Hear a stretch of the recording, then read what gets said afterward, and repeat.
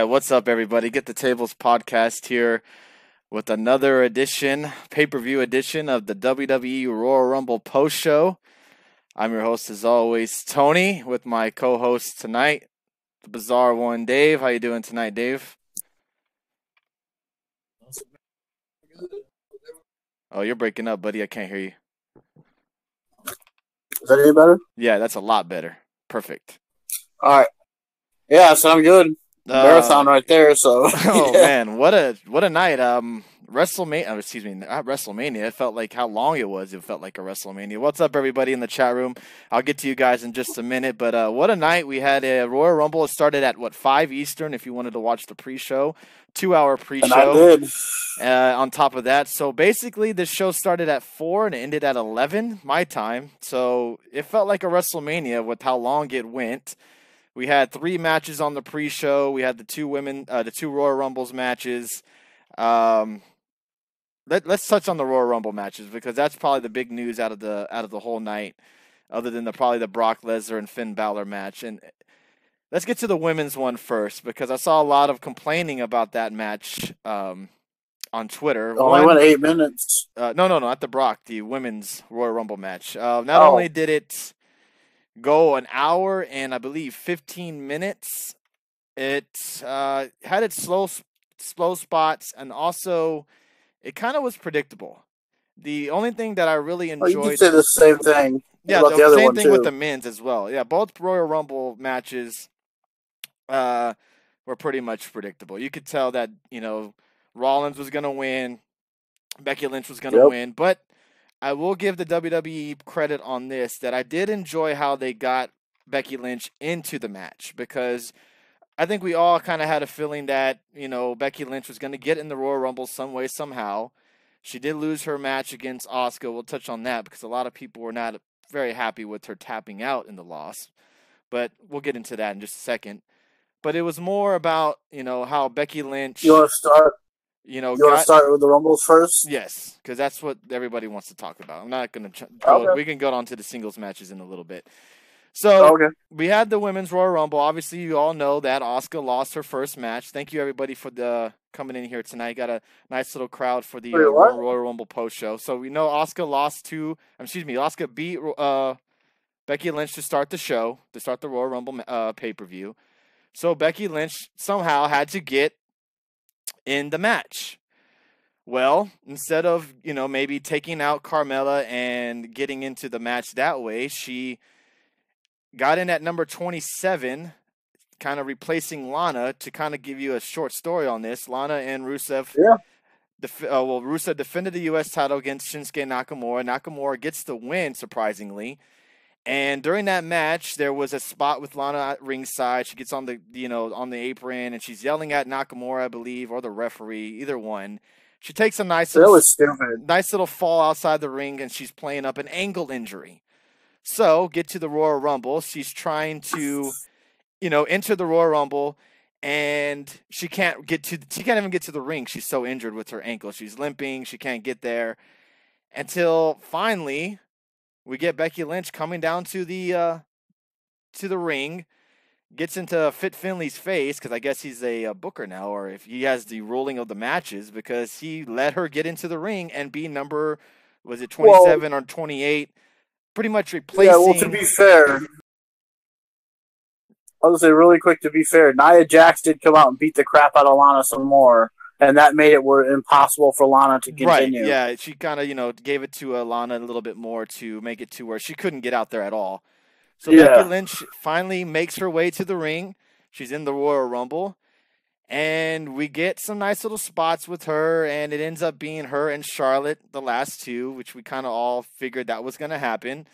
I know we touched on it on Saturday of last week, where we're probably going to see the old tie between the two ladies, where both of them are going to fall out to the ring, and both feet will touch. The referees won't know what to do, and just kind of crown both of them the winners. Well, we didn't see that. Thank you, Jakenheimer, for the host on Twitch, man. Really appreciate that. Well, instead of that, we saw it's something different. Becky Lynch actually got the win without any shenanigans, but Charlotte you gotta have to expect that Charlotte will have a gripe come Tuesday night saying that, she wasn't even supposed to be in the Royal Rumble, all this kind of stuff, to probably end up having some sort of triple threat match. Like, if anyone, Lana should. Yeah, that too. I mean, Lana should have some gripe too, as well as, she was eliminated from the Royal Rumble, even though she wasn't even actually in the Royal Rumble. So, what was your thoughts on the Women's Royal Rumble? I heard a lot of people not liking it. A lot of people saying it was kind of boring. The only thing I had a little bit of a gripe of, and I thank you, Jake and Heimer, on Twitch for the host, man. I really do appreciate that. 68 viewers on Twitch. Thank you, guy. I really appreciate that, man. Holy shit. Was that it went too long, and it was a little bit predictable. You kind of had a feeling that it was going to be Becky Lynch to win it all. But what did you think of the actual Royal Rumble match itself? I didn't think it was that bad. I mean, for a while I didn't, I should say, anyway, because, I mean, it started out pretty good, I thought. You had Lacey Evans in there, and I thought it was a nice little thing how they started this Rumble out. And you get Becky in there. I like the story they told, with Lana, because it started with the pre-show, how she has an ankle injury, and this set up that Nia Jax jumps Lana, beat her up some more, and then she goes in. And then she's begging Fit Finlay for some reason to say, okay, go. So, yeah, I mean, I did think it was getting a little long. I'm glad I wasn't the only one. One thing I will say, though, I think someone else tweeted this, so I'm kind of stealing it from them. I can't remember who said it. But they said one thing they liked about the Rumble, the Women's Rumble, was they didn't use a lot of stars from the past to really focus on this Rumble. They just used the current and the future women on the show to really put this Rumble over more. Instead of bringing in like a Trish Stratus, Lita, and all them to kind of do something big with this Rumble, they use the people they have. So that was kind of nice on that part. I'll give them that, yeah. But it did feel long. And it was like, damn, this Rumble, man, this is like there's still another Rumble to go. This is already feeling really long already. It's like 2 matches plus a Rumble left. It's like, shit. Were you a little bit shocked to see that there was no like Trish Stratus or Lita or anyone like that in the match? Too. Yeah, it made sense not to have them because you did it last year, I mean, it was the big first ever Women's Rumble. So it made more sense, I think, not to do it, which I was kind of surprised there was really no surprises. I mean, other than, you seem like there was, to be honest, Shirai and Kyrie. Like you said, there was some surprises being like with the NXT women and who they brought in from the NXT men's side. But other than that, there was no big splash. A lot of people, with the styles, a lot of people probably expect we all kind of knew Omega wasn't going to show up. We all knew that already.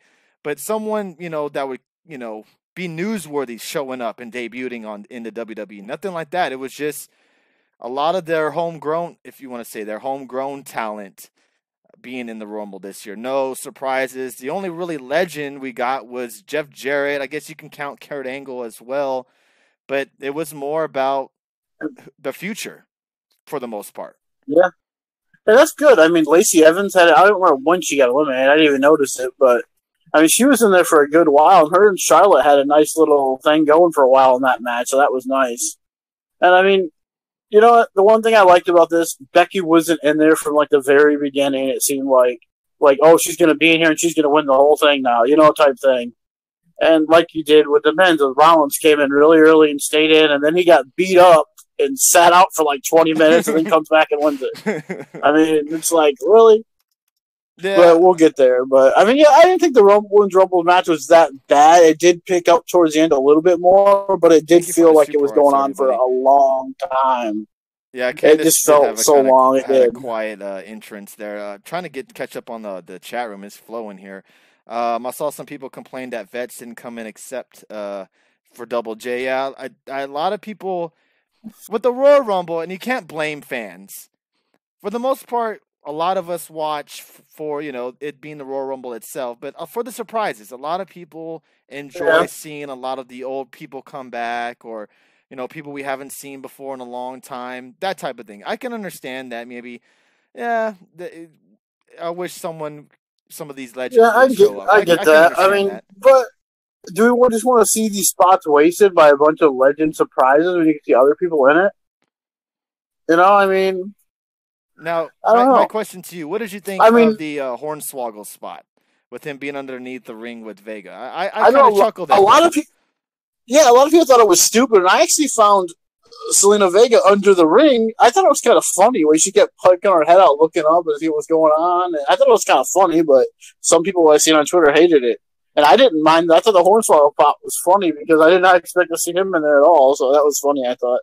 Yeah, I didn't mind it. And I thought that was pretty funny. Thanks, everybody, again, for the Super Hearts. And Mike Kenobi was there live at the Royal Rumble. How did you have a good time there, man? Poor Bobby Roode, too. Glorious. I won't give in. Not sure what that means. He was on the pre-show. Was that even advertised? No, they just kind of. We'll get on that because talk about clusterfuck was that. Hornswoggle was fucking brilliant. I enjoyed that very, very much. Yeah, I did too. I didn't mind it at all. Thank you, DJ, for joining us. Appreciate everybody popping in here. Like I said, we are live also on Twitch. Thank again to Jakenheimer for hosting us. I really do appreciate that, getting us some new viewers into the show. Thank you very much. He's a fellow Twitcher who does WWE 2K19. I know maybe Bob Ruski might know who he is, so I know he follows a lot of those type of Twitchers or streamers on Twitch. So again, thank you for the host. Really do appreciate that. Now, who did you think was your MVP of the Women's Royal Rumble? Because I have two of them off the bat. Ooh, that's tough. I have Lacey Evans. I thought Lacey Evans performed very, very good tonight in the Women's Royal Rumble. Definitely kind of see a bright future for her, especially at number one. She lasted for a while. I can't remember who eliminated her, but I don't think they even mentioned it because I'm looking in the ring. I'm like, oh, Lacey must be gone. But she had a good performance, and Ember Moon actually I thought had a really good performance as well. Hopefully, this means something in the future for these two ladies. I think more for Lacey Evans, because she was put in that number one spot and lasted for nearly half the Royal Rumble. Yeah, I mean, that's a pretty big spot, though. I mean, to start off with your rookie, one of your newest people you've been on the main roster for at all, I haven't had a match yet, and you make a number one in the Rumble. I mean, someone must be very high on her. I mean, otherwise, I don't think she's in that spot for that long. Okay. Charlotte. I know, but I believe that, but yeah.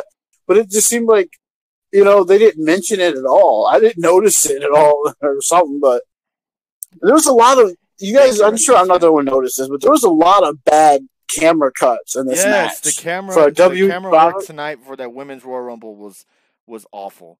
A lot of people in the chat room were saying Rhea Ripley, Bayley. I thought Bayley did good too. The Riot Squad, mainly Ruby Riot. I thought she did well. Ruby Riot did pretty well. If you want to count Natty too, Natalia, she was there for the longest. They said out of all the women. The Women's Royal Rumble, they spotlighted a lot of women that hopefully WWE will invest in. Can't be too excited yet with Lacey Evans, Bayley, Rhea Ripley. I was surprised we didn't see Toni Storm in the Royal Rumble tonight, but overall, I thought the Women's Royal Rumble wasn't too bad. I thought, Candice too, but she got no reaction, man. It was like nobody knew who the fuck she was, kind of reaction. But I didn't either at first. Yeah. Oh, well, thank you, Scallop, for letting us know wrestling is fake. We appreciate that, man. What was up with Ruby's hair? I wasn't paying attention to tell you, my friend. With Natty, there's no she was really short. Absolutely. At least they used all current roster girls. Becky Lynch snip-slip for the win. Is that what happened? Is that why the screen went dark during her match? Yep. Well, I'll be damned. Yes, sir. Yep. Mike Kenobi says, I haven't seen it on TV yet, but Rhea sure did shine. And Kenobi was there live, so that's awesome, man. That was pretty cool that you were able to see it there live. Now, before we get to the Men's Royal Rumble, let's Io Shirai did good as well. And I'm telling you, she's going to be I feel like they're going to do the whole Kairi Sane and her women tag titles eventually, because she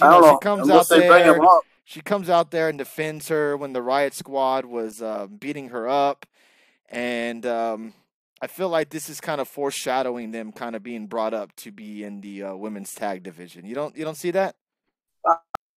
Yeah, I mean, I just don't know if they're going to bring him up right now, though, because she hasn't even used I mean, it would have to be a while because Shirai hasn't even really had a match yet, really like a good run yet as champion.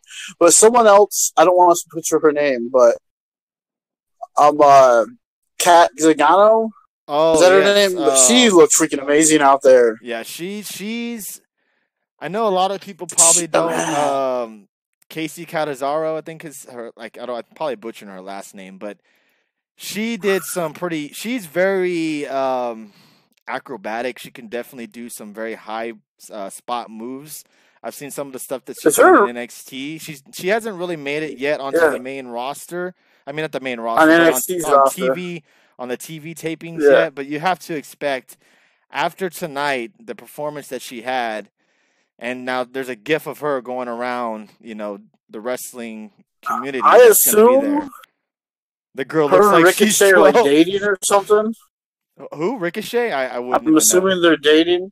Oh, because he said baby to him on Twitter, so Kat Zagano. Okay, yeah, she is so fun to. Even though she's not your typical wrestler now, but she's a Ricochet like wrestler. I'm not saying there's anything bad about Ricochet, but she has these crazy moves that she can do, like are unbelievable. And that Ninja Warrior background probably really helps, but because her little. She stole, but I'm sorry, the Kofi Kingston stuff is getting kind of lame in my opinion. Stuff he does, but when she did up there, I thought it was pretty cool. Okay. The whole, I actually enjoy watching her. I mean, I didn't think I would like her, but her style is really fun to watch because the moves she can pull off is like, wow. Yeah, it was a definitely interesting women's Royal Rumble and probably not what a lot of people expected, but hey, I enjoyed it for the most part. I know it was predictable. Becky Lynch will be going on to most likely challenging Ronda Rousey, but you got to expect Tuesday night. Charlotte Flair will be bitching and moaning that she deserves to be in that title picture because she was kind of screwed out of this opportunity. Now she wasn't really screwed out of it, but because technically Becky Lynch wasn't even supposed to be in the Rumble. Let's see. Not surprised at the result of this. It's like insanity. We expect WWE to change. It's the same old BS. I did like that. I did like seeing Nikki Cross in there. That was really cool. Let's see. Yeah, Nikki Cross was there. That was pretty nice. I mean, Alicia Fox with her weird ass Fortnite dance. I feel like that's gonna be a dance on Fortnite soon. Yeah. What about Maria? Apparently she was released or asked for her release, but apparently she's making a cameo in the Royal Rumble riding satin. I thought she asked for her release. That's just interesting. I thought that came from Meltzer. Also, Meltzer said Ronda was leaving, so. Right, yeah. And Xia Li did pretty good for herself as well in the Royal Rumble. The Chinese, the first ever Chinese woman to compete in a WWE wrestling ring. So that was pretty good. By the way, what the hell was there any matchup? Oh, we'll touch on that. Go ahead. Was there any in this women's Rumble? I have one. Was there any matchups that you really enjoyed watching in the women's Rumble? Oh yeah, there's a lot of potential ones. Rhea Ripley, Charlotte would have been good. Rhea Ripley, Becky Lynch. Anything? No, I was just talking about the matches that you were seeing because I loved seeing Lacey Evans and Charlotte going at it because they just seemed like kind of like 1A and 1B of each other. It was crazy when you see them like face to face like that. They almost seemed like completely the same person almost, and it was like crazy. Yeah, it's gonna be interesting to see what they do with Rhea Ripley because she really performed really good in that Royal Rumble. So did, like we said, Lacey Evans, Ruby Riott threw out a couple of ladies. Bayley did well for herself. These Royal Rumbles aren't necessarily always the future of what these women are going to be, how they're going to be, booked.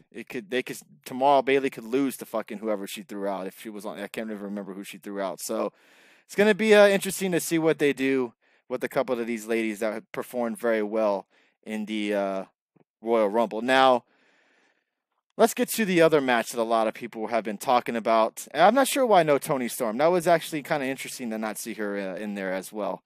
But the other match a lot of people have been talking about as well. Okay, are you mad? Are you mad that Becky Lynch won the Rumble? No, not at all. It was pretty predictable. I'm not even sure what other route they could have gone, to be honest. Okay, yeah, what were people talking about in November when they wanted to see Becky versus Ronda and it got taken away and everyone was so pissed off about it and mad and upset? and now you're going to get the match at WrestleMania, more than likely. That's obviously the way they're going. Cringe. Ronda and Becky Lynch probably main eventing WrestleMania. If you can't see the chat, Cringe, you might need to back out and come back in. That's the only suggestion I can make for you, buddy. I'm not sure why you can't see the chat room. Glad to see Bliss in ring. Yeah, Bliss got a nice pop as well, and she performed pretty well for herself. I will agree with you on that. She got a nice pop from the fans. Let's see if this. You think she gets more in-ring action after this, Dave, or you think this was kind of just possibly a little bit of a one-off kind of thing? I don't know. I mean, I'm sure she'll wrestle again. I assume since she wasn't clear, they only able to put her in the match. Now, we didn't talk about this, but what do people think of Beth Phoenix as commentary? Oh my gosh! I know you tweeted out that you'd much rather seen Paige. Yeah, why not have Paige out there? They had this whole documentary with her this past, I think, after NXT TakeOver. What would have been crazy is if WWE had her in the Royal Rumble. I'm not sure how clear I'm sure she's probably not cleared, but it would have been cool if she made like a little cameo in the Royal Rumble. The crowd would have went insane. But she couldn't have if it's a similar thing to how Daniel Bryan's thing was. She's obviously not cleared yet, so yeah, that's true. So her being at ringside on commentary would have been been nice. Now, let's get to the world title match on the Raw side, which was Brock Lesnar. Renee Young on commentary on Balor match was so bad. That's the problem. People figured out who was winning the Rumble in November. Yeah. It doesn't have that shock value anymore. Yeah, that's true. You're right. You don't know who's going to win the Royal Rumble. It's kind of like, he said, she said kind of thing. Oh, he's going to win. She's going to win. It felt like Rollins and Becky Lynch were the foregone conclusion of they're going to go on to WrestleMania. Well, Becky before Rollins.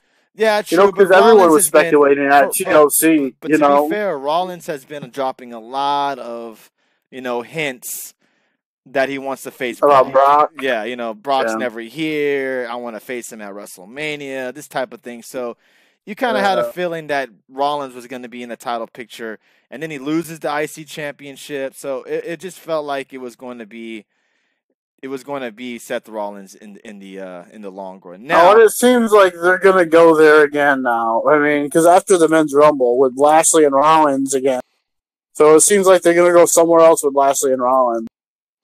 Brock's best match in a long time, says Rex Foxman. Let's get to Brock Lesnar and Finn Balor, because that was the match that a lot of people were talking about. Not a lot of people were very excited for this match. They didn't think that Finn Balor should be going in there to face Brock Lesnar, should not stand a chance, and they did play it off really, really good. Now, with the whole, the showing the metrics of how big, the comparing them the two, and in the whole underdog story, and pretty much playing the part that Balor should not stand a chance against Brock Lesnar. Now, right when the bell rang, you had Balor attack Brock, which was a good thing to do. I thought that was very, very smart for them to do. Kind of have, Balor take advantage of Brock when he's not really paying attention to him. He takes advantage of it. He goes after him.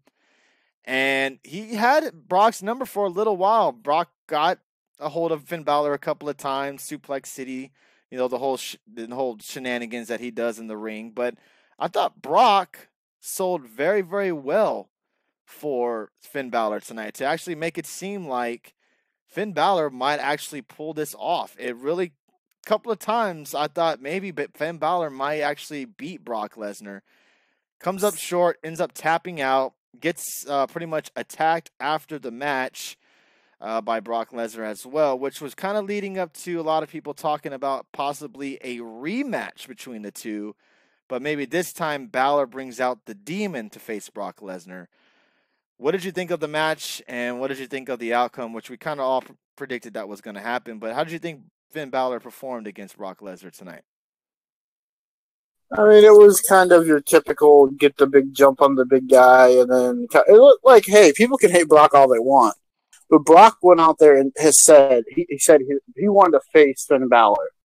So people can say they hate Brock and all he does is nothing good for the WWE. In his last few matches, he has sold his ass off for the guys he's been in there with, ring with.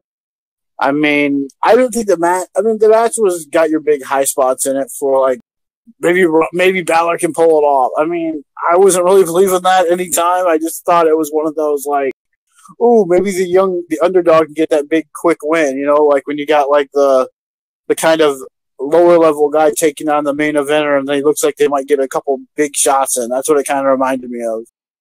But I was surprised the length of the match because I thought they would have went a little bit longer, but at the timing of the show, we were already going really long on the show. So I mean, it was already 10:30 when this match started. So I get that's probably why it got cut a little bit really short. It was like an 8-minute match, and that was it. So it was really surprising. And then, yeah, I mean, the rematch at Elimination Chamber, Texas Kid. There's still another pay-per-view left. Texas Kid is in here. What a surprise! Rollins won the Rumble. Yeah, he pops in the chat. The smark of Seth Rollins is in the chat. So make sure, everybody, if you say anything negative about Seth Rollins, Mr. Texas Kid for Life will be tweeting you nonstop about how great Seth Rollins is. So just beware. We warned you guys. Now. Yeah, but if he does, he's not going to beat Brock, though. Right. And Mike, even if he is Rollins? Oh, yeah, Balor, no doubt. Yeah. Even if it's a rematch, he's not going to beat him. So, I mean, I guess it would depend how that goes. But, I wasn't too believable to me. I get why people were into the match. I'm not a huge Balor fan anyway, so it doesn't really matter to me. And I think he's good, but I'm not like a huge, like a lot of these fans are on Balor. I'm not a big Balor fan, so I'm glad Brock kept the title, but I wanted to win just to shove the Rollins fans, but oh well. If you're not seeing the chat, I knew it would be impossible. You might have to refresh, like I said. You just have to refresh. You might have to come in and come out. If you're not being able to see the chat, you can jump over to our Twitch chat room. We got a chat going on as well, so you can jump over there as well and get into the conversation as well if you can't see the chat room. I'm not sure what's going on. Maybe it's because we have a lot of people in here. Yeah, I think the only way that any would be believable that Brock loses at WrestleMania if this did get turned into some kind of triple threat match or something like that. I think that'd be the only way it could be believable. Because you have two guys like Rollins and Balor. Say it's a triple threat match, or even a 4-way with Strowman. Who knows? And that's the only way Brock loses the title because he doesn't get pinned. Yeah, it's possible, but. You can tell the fans are ready for Brock to drop the title. As much as Brock has been doing, fantastic work with Daniel Bryan, AJ Styles when he had their match, the fans are ready for someone new to hold that title. You could tell the crowd was super into this match. They had the crowd at the edge of their seats to where they actually thought, I think, if you asked the people in the crowd, they actually thought for a minute Balor was going to pull off this upset. I think they did. I think they did a good job of doing this match. The whole him playing up to the stomach, because everybody was all, how is a stomp to the stomach gonna beat Brock Lesnar? Well, what did he do? He took him outside, ran his ass into the corner of the table a couple of times, to where they made you look like, okay, Brock's playing up this injury to where he can't even pick him up, and maybe you said the crowd was really into this match just because they took a 20-minute break from the match before. They didn't do anything. So they were all refreshed and relaxed after 20 minutes of not doing nothing for Daniel Bryan Styles to be all into Brock and Balor because they had a 20-minute break. They just didn't care. And then all of a sudden they're refreshed and ready to go. That's where I think they made a kind of mistake with the booking. But, hey, Seth Rollins and Ambrose had the same issue you could say the last thing. So, hey, there you go. But, yeah, I mean, it is what it is. I get when people are sick of Brock. I mean, I'm not really sick of him because to me, Raw right now doesn't really do much. All we have is, if you take the title off of Brock and you give it to a Rollins, I mean, then what do you have? What do you do? Just have him go out there, I'm going to do an open challenge for the Universal title every week on Raw. I mean, is that what they're going to do with it? Who knows? I mean, we don't know what they're going to do. I just think it's, and Speeds makes a good point. He says that, let me scroll up and find it. He said, fans being ready for Brock to drop the title is exactly why he should hold it longer. And exactly. They're doing, and you can hate on Brock all you want. I'm talking to Texas Kid for Life. You can hate on Brock all you want. But what they're doing with Brock is perfect. People may not like that he's not on Raw every week. May not like that there's hardly ever any title shots, but that's what makes you hate Brock Lesnar anymore. Exactly. He's the most hated guy in the WWE right now. You know, People are tired of his act. People are tired of him no showing. People are tired of him always having one match a month or whatever have you. And people are finally, they have this guy that a lot of the fans, I would say about 90% of them, want this guy to lose the title. So every match, every world title match against Brock Lesnar means that much more because you want Brock to lose so fucking bad. That's exactly. And that's exactly what the WWE are doing. Go ahead. Yeah, I mean, it's perfect game plan. You want Brock to lose, so every time he actually does show up to defend the title, you're going to be watching that and praying and hoping Brock finally loses. And then he doesn't, and you're like, hey, I hate you, WWE. You're stupid. I'm going to cancel my network subscription now. That creates more buzz, and more people want to see it happen. And that's what you're going to do. You're already paying your money to watch it every month, so that's how you get a pay-per-view. That's how they would sell pay-per-views. You hated guys so much, you would pay your $40 a month to see him lose the title. That's how it was. That's exactly what Speeds has put in the chat room. It's perfectly. Is it? People will pay for the chance to see Brock lose. Nobody else on the roster has that. And that's true. People want to see Brock lose, and that is why WWE is booking him the way they are. And if you fans cannot see that, then I don't know what else to tell you. There's an end game with this Brock storyline, and obviously it's going to be when Seth Rollins finally overcomes the Beast and beats Brock Lesnar. That is what the end game is. And imagine when that happens, the crowd is going to go crazy and be jumping up for joy because Brock Lesnar is no longer the champ.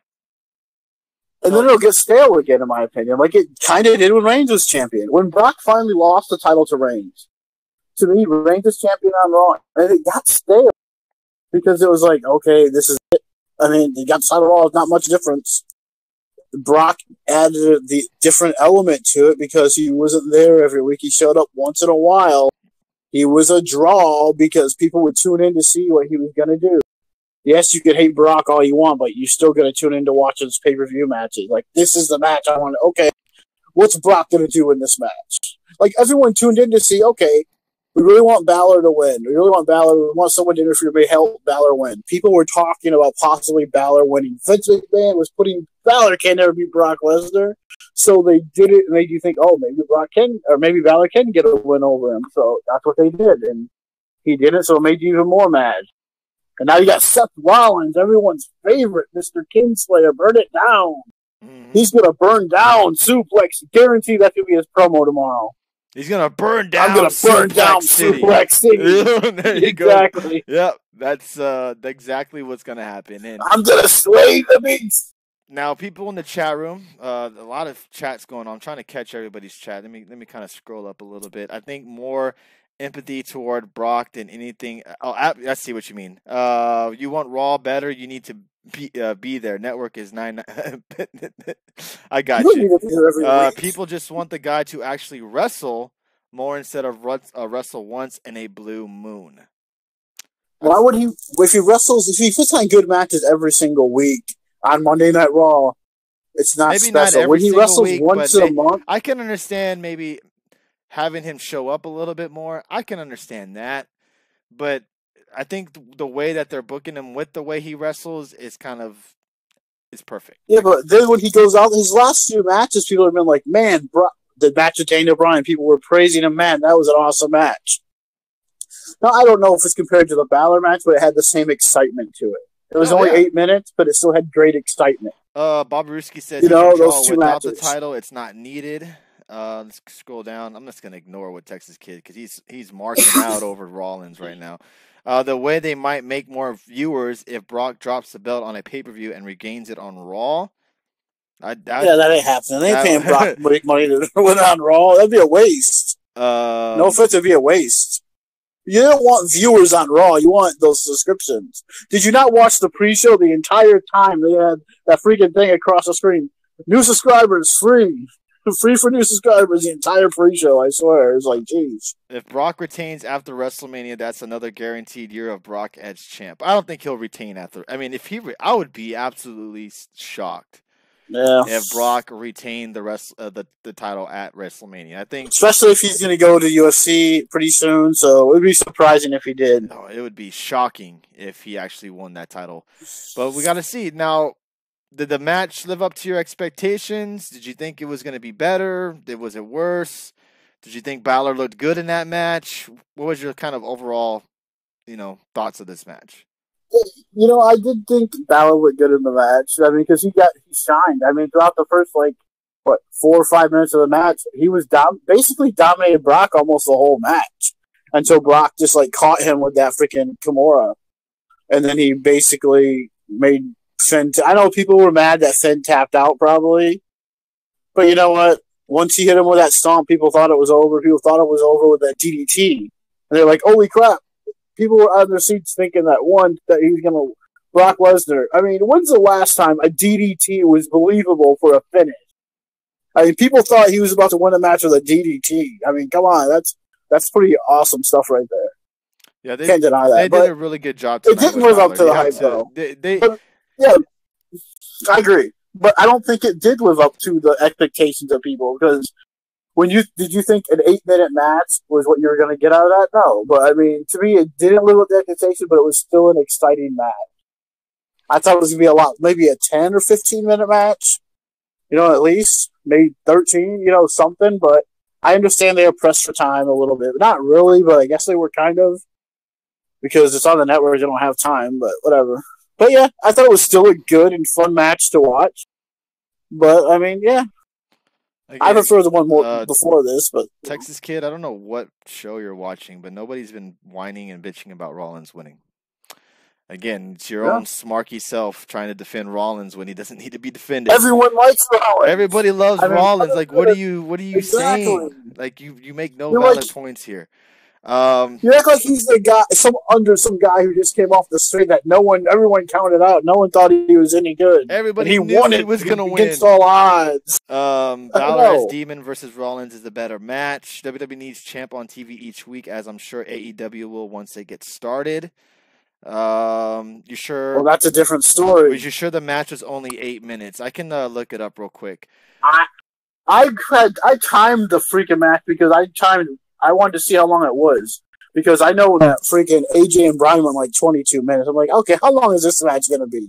And I got bell to bell, 8 minutes. It went 8 minutes and 40 seconds. So there you go.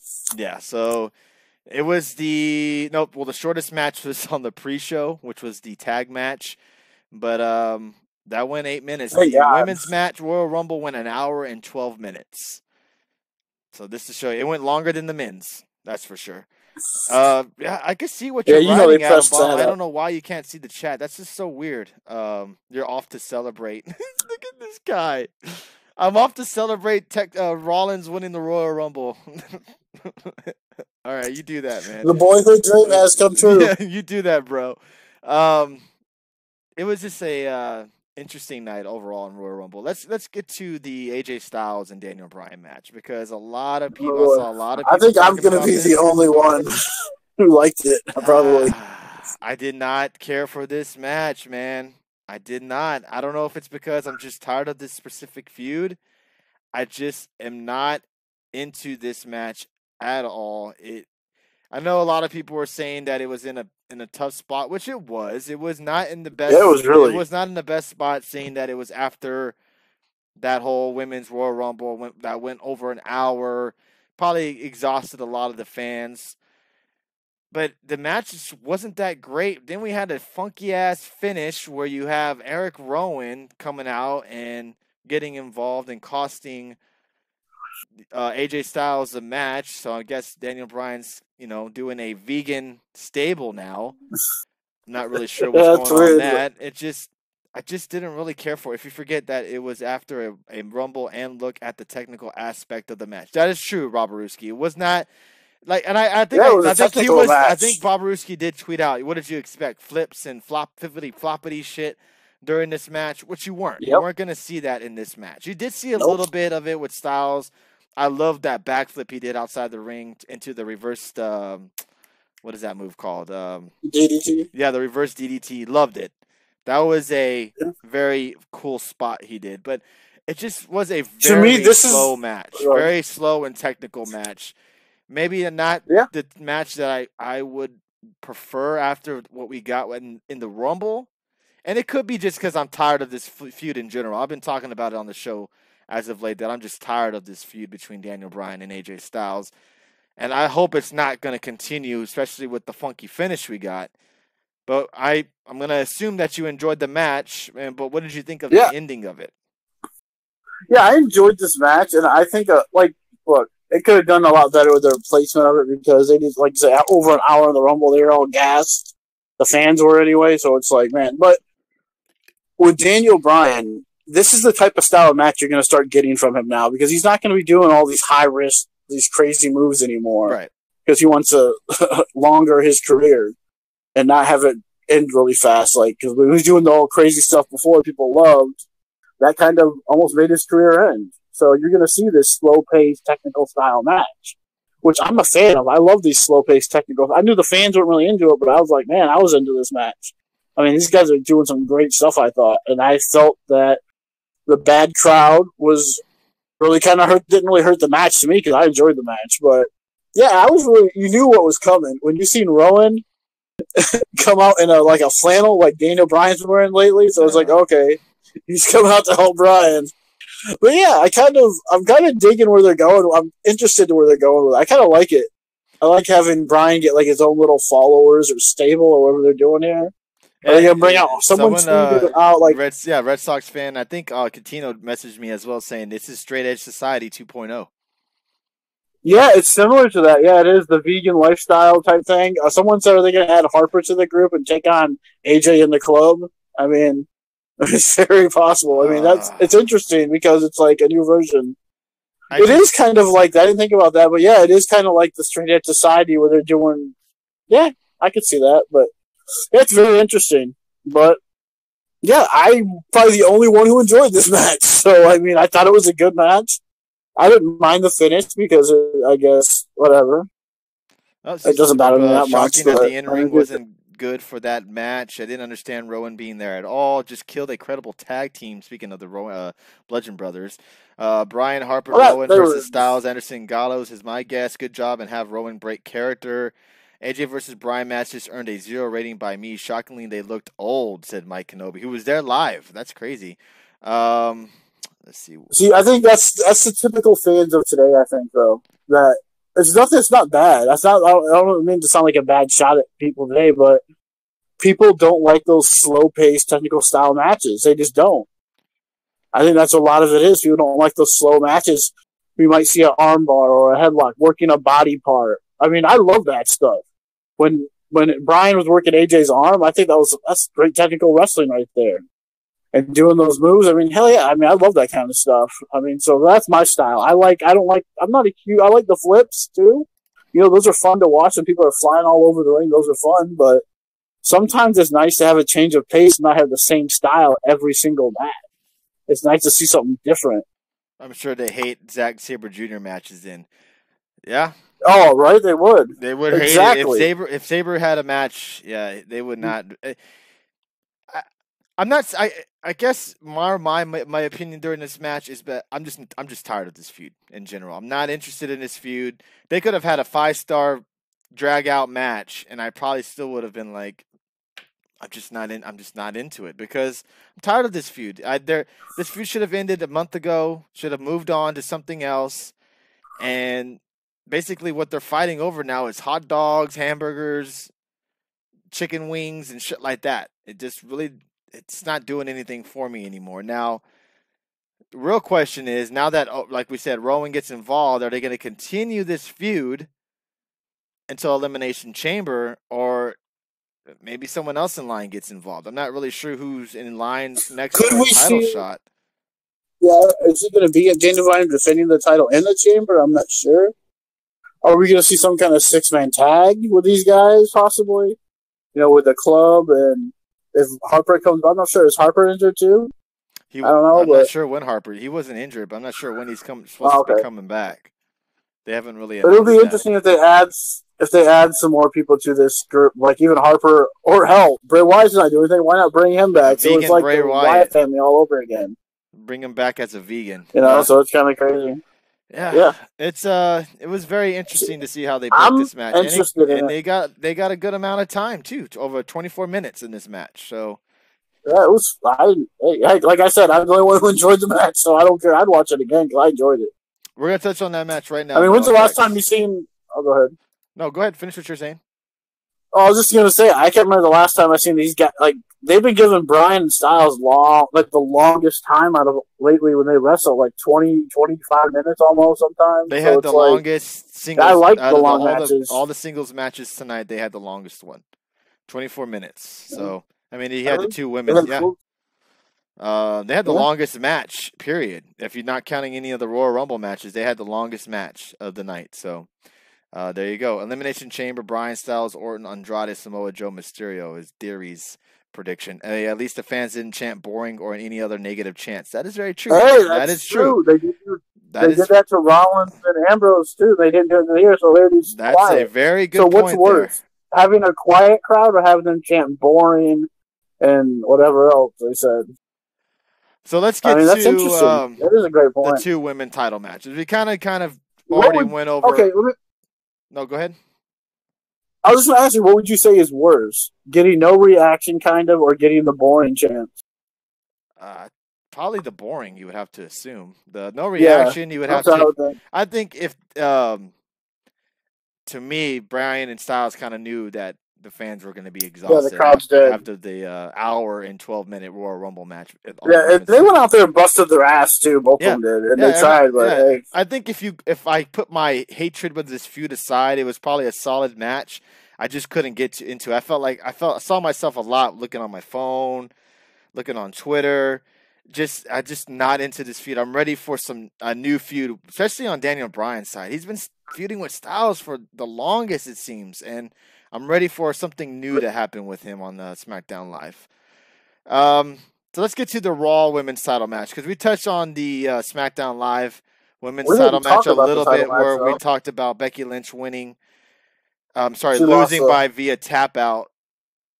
A lot of people were kind of shocked Auska won, but a lot of people were upset. If we can talk about that match for a little bit, because about tapping out. Yeah, I've seen that. I thought the match overall, I thought was a really damn good way to start the show. I mean, it was a really good match, and they got good time, too. And, I mean, the finish, how Auska, hit her finish and she flipped over and still had that move held, I thought that was awesome. I didn't mind her tapping at all, but I can see why people were upset. You either have her pass out than tap out, but she just won the Rumble. Does it matter if she taps out on the first match of the show? Well, yeah, because you have her going to WrestleMania. You have her come out there, and you want her to look, like a badass. And I think Bully Ray tweeted it out, if I'm not mistaken. Yeah, I've seen that. Yeah, he said that she should have probably tapped out, not tapped out, but passed out. Which I think that would have been in the end, though, a better way. But in the end, does it really matter? Because she won the Rumble, and now she's probably going to go main event WrestleMania. So does her tapping out to Auska in the first match even matter? No, it doesn't. Because she went on to do bigger and better things. I mean, nothing against Auska, but she's probably going to go face Ronda at WrestleMania. I doubt she's going to challenge Auska, someone she just lost to. Oh, here you go. Good match, but why should I believe Becky can beat Ronda when she can't beat Auska?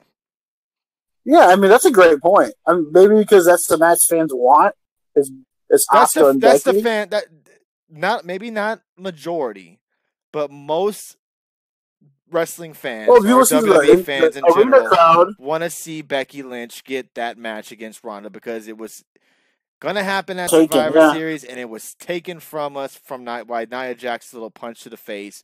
So a lot of people want to see that match. They want to see what happens in that match. And now that you got the whole rumors of Rousey possibly taking some time off after Mania, they probably want to see Becky Lynch with that title. So storyline wise, it makes sense. But I can agree. Yeah. I agree with Spees. I agree with a lot of people on Twitter that said that she shouldn't have tapped out. I kind of agree with them on that.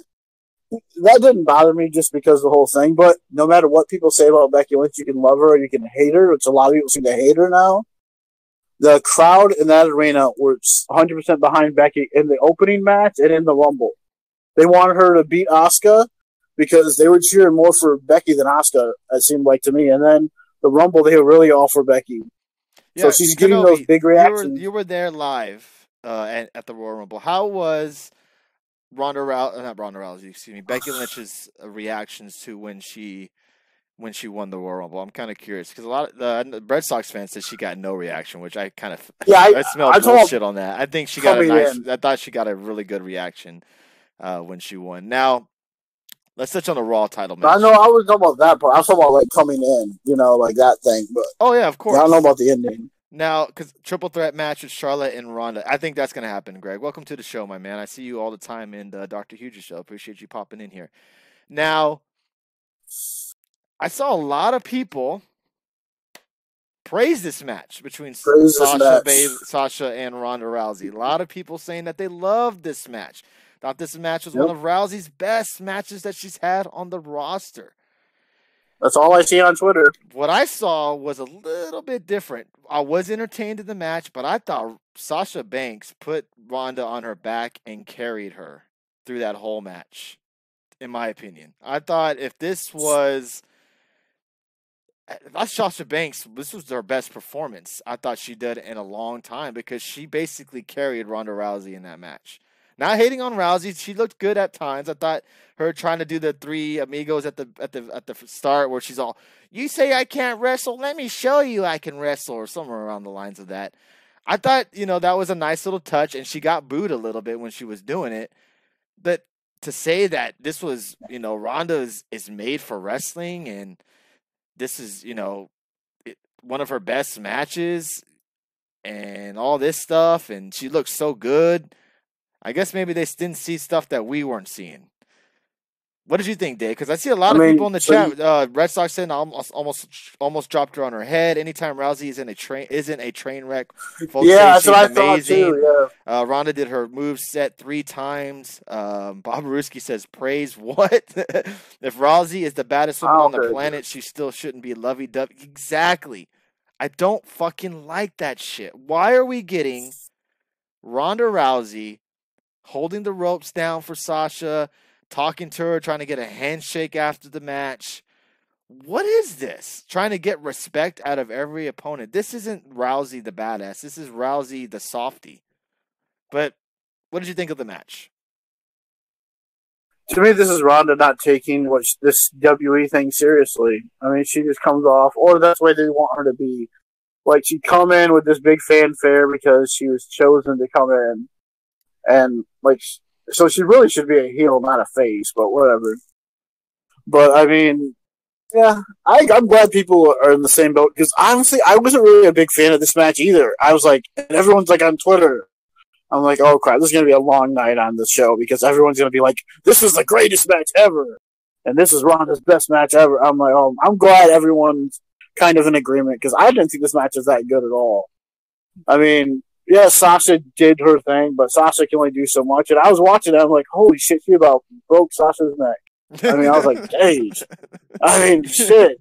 I'm just glad everyone's in agreement on this show. I love the show now because, man, I did not think this match was that good. And I do like what Sasha, when she grabbed her in that, like Alex said on Twitter, that should be her new finisher, Sasha's. Because when she grabbed her arm like that and twisted her fingers back, that looked nice. I like that. And that looked pretty cool. But, I mean, tonight I was hoping Sasha would win. We saw a little bit of a different side of Sasha Banks tonight. A little bit where we kind of saw that boss attitude kind of back tonight. Yeah, and there was some stuff, and I hated the fact that she said, "Oh, you feel like you can't wrestle?" She does suplexes. That doesn't mean you can wrestle. And I don't know, were they chanting she can't wrestle or something? Because I didn't hear that, so maybe it was very faint. So I don't know, but I mean, whatever. I mean, but doing the three amigos, of course they're going to boo you for that, because Sasha is well spoken for being a huge Eddie Guerrero fan. And so that's why you're going to get booed for that. Exactly. You're not, what did you expect, Ron? They're not going to get a fanfare out of that. But I just thought it was just... Yes, Ronda could destroy anybody. So, yeah, I mean, obviously, if she really wanted to, of course. But I do like the fact that Sasha... I think, and you know what? Ronda does do a decent job. We give Brock credit too, but Ronda does do a decent job of selling in some of these matches. I mean, she tries to oversell sometimes, I think. It looks bad. Like when she's holding them in the corner on that, it looks really bad. Like when she punched the ring post, supposedly LAD post, or what you want to call it. Mm-hmm. And she's just holding there, and it was like, okay. See, I don't like that spot anymore. It's like it's a plastic LED board. You know? Hey, it might still hurt, it's not like a ring post. I know, but it's not like punching a ring post. Like it's like, oh man, that has to hurt. They could have broke their arm by punching that ring post. I mean, it's not a metal ring post like they used to do. While so it's a face now because they are building towards the 4 Horsemen. Yeah, let's get on to that because after the match. Speeds for the Super Hearts, man. I really do appreciate that. Again, if you're new to the show, please hit that follow button. Another good podcaster on here is Speeds in the Benchmark. You can follow them. They gave us the Super Hearts. You can just go follow them. They're live every Mondays and Thursdays. Big supporters of the show, so I thought I'd give them a quick little shout out. These guys always come in here and show us support, so thought I would do the same. Now, I wanted to say this. Rousey, I give her a lot of gripe, but I thought tonight the transitions that she did into submissions and all that, I thought looked really good. But I just felt like the match was basically Ronda getting carried and then fans going gaga goo goo over her. I didn't see anything credible out of Ronda. And the finish was kind of bleh, the pin. But I still think her best match was with Nia Jax. But what did you think afterwards where Sasha walked up to her, flashes the 4 at her, basically, the 4 horsemen, or the 4 horsewomen, which is Sasha, Bayley, Charlotte, and Becky, versus Ronda, Shayna. How are they going to do this, though? Are they going to save this all the way for Survivor Series? Yeah, it's going to be interesting to see how they do finally have this match eventually happen, because they're teasing the shit out of it, and they've been going at it on Twitter, Baszler, Bayley, and all them. Yep. How long could they actually hold off on this match? Especially now with the rumors of Rousey possibly taking time off after WrestleMania. There's only one thing you can really do, I think. There's only one thing if you're going to do it like that. I mean, have Becky Lynch beat Ronda Rousey at WrestleMania, and all 4 girls stand in the ring. And then you come back, Ronda comes back a few months later with her friends. Maybe SummerSlam even if they want to go that route. But you would think Survivor Series would be this time to do 4-on-4, wouldn't you? Survivor Series, but SummerSlam has become like the other big show, number 2 show, the WWE rotation of pay-per-views. So you would have to assume it would probably be at SummerSlam eventually, because you have Becky beat her at WrestleMania, have Rousey be out of action until August, come back, and then you have the whole. Do we see anything like they do in like the MMA or boxing, where you have a group of people coming out with you? Like, could we dare see something like that, where you have like, say, Becky Lynch versus Ronda, and you have Charlotte, Sasha, and Bayley coming out with Becky, just like you have Ronda's 4 horsewomen on the outside with her? Do they see anything happen like that possibly at WrestleMania if it's the main event? Like they're kind of like surrounding the ring, supporting each other. Yeah. Like you do like a boxing or octagon, you have your team out there with you or whatever. It's possible, and I'm wondering, like they said, Becky's already tweeting out this is going to be the main event, so it's going to be interesting if they end the night. If they end the night with Becky Lynch winning the title, I don't think anybody's going to really have any problems with that. Honestly, no. What if they do it the other way though? What if Ronda wins? I mean, would people be mad about that? See, JT says Ronda wants to take time off to have kids. If she's taking time off, it's for a while. Yeah. Now, that's a good question. If she wants to have a kid, she ain't going to be back until next year. Around I'm sorry, but WrestleMania time. But the WWE, if that's a true article that they sent to TMZ, if that's real, they said that she's going to be there till, April 2021 or whatever? That's her contract, or 3 years or whatever. Mm. And so, who's saying that's when she doesn't do it in 3 years? you're asking a woman to hold off on certain things. Well, I don't. Well, why would she sign a contract and commitment first? Oh yeah, I'm going to take a. But apparently, she kind of has the more of a leeway on things. So where if she wanted to do this, I think WWE would be okay with it, type of thing. Yeah, I guess you can't say, you can't get pregnant, but yeah. But we'll see what happens with Ronda. I don't think she's going to be going anywhere. I think she'll be back with the WWE. It's just going to be interesting to see what happens while the time she's gone, and until she comes back. Get better. I mean, yeah, we all said that she needs more training, and she does. Is she going to have one of those things where she comes back and does like a Brie Bella and forgets everything she's learned? And just start botching even worse. Oh God, yeah, she might kill someone this time. But thank you again, everybody, for joining us tonight. Again, speaking of getting killed, man, I thought Kairi Sane died tonight when she fell. I was like, holy crap! When she took that bump on the outside, I was like, is she dead? Holy crap! Yeah, Bob Ruski puts, it's been known she wanted to start a family. I'm sure WWE aren't dumb enough to know. Yeah, exactly. I'm pretty sure that they knew when they signed her that eventually she's going to want to take some time off to start a family. If this happens, she's going to be gone a while. Like, this ain't, she ain't going to get put her on Total Divas anytime soon. So it's going to take some time for her to actually put her on Total Divas and perform. So we'll see what happens. She should have had a kid before coming into the company because she only put in a year. Yeah, I agree with that. Why would you come into something and say, "Oh yeah, I want to have a baby now"? You've only been doing this a year, so why would you do it like? You know what I'm saying? Like, why would you say, "Okay"? See, I don't think she's gonna go away and go have all of a sudden she's pregnant and having a baby. I don't think it's gonna be like that. I think it's gonna be more like in a couple years, maybe. But I don't know. Why would you put a commitment into something? Oh, by the way, now I'm gonna be gone for a year, or who knows, a year plus possibly. Because who's to say she wants to come back after that type thing? Yeah, it's gonna be. But she already been champion. It's gonna be interesting to see how what they do if she comes back or if she's gone or what. So let's move on. Because in MMA, really quick, in MMA you're only wrestling once every 6 months, 3 months. So that was completely different. Yeah, so we'll see what happens with Ronda after WrestleMania. Maybe she's got she just got serious with Guy. Yeah, too. Yeah, so yeah, that's true. She just did get serious with the man. Does she have a dislocation of her shoulder? Not that I know of. Hey, when the clock is ticking, Yep, that is true, Jody Mania. Brian won the match. Peyton. How old is she?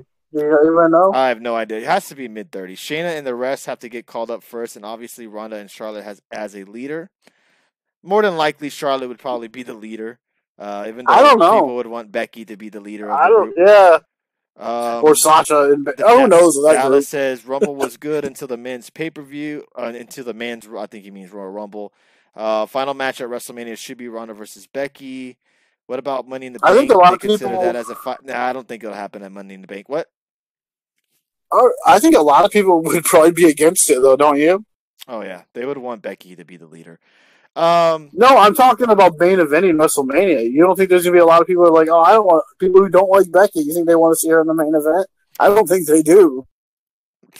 Well, they're gonna have no choice because I think that's gonna be the main event that night. Let's run through a couple other matches before we get to the men's. Yeah, can we get an honorable mention to that cruiserweight match? Did you see it? Yes, cruiserweight match was really good. Bob Ruski says she's 32, February 1st. God damn, she's young. Oh, okay. She's young. Yeah, man. So she can easily do 3. She can easily still do those 2 more years, and then still have time to have a baby. Thanks for looking that up for us, Bob Ruski. Quick little plug. Thank you guys for joining us again for our recap show. Don't forget we will be live again on Tuesday night, touching on Raw and SmackDown Live, the fallout of both the Royal Rumble, SmackDown, and Raw shows.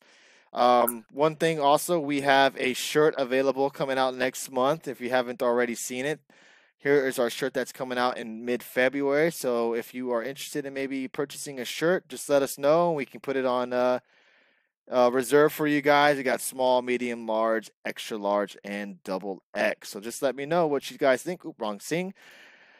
A couple of the other matches we had Bobby Roode and Chad Gable take on Rezar and Scott Dawson, putting in together in a tag match. I don't even really want to fucking talk about this, other than I don't know. I was confused by this. I was so confused. Hey, shout out to your Twitch because you got 15 viewers right now. Yeah, thank you everybody who's joining us on Twitch as well. I appreciate that very, very much. Tag team kickoff match was a joke. Yeah, that tag team match was a joke. Was that Do you even see why the advertised? Revival want to leave, folks? Do you see why tag team people or tag team competitors on the main roster are probably sick to their stomach when you see a tag match on NXT blow the roof off of the show, and then you get this fuck of a. This was a You know what's clusterfuck. gonna happen, don't you?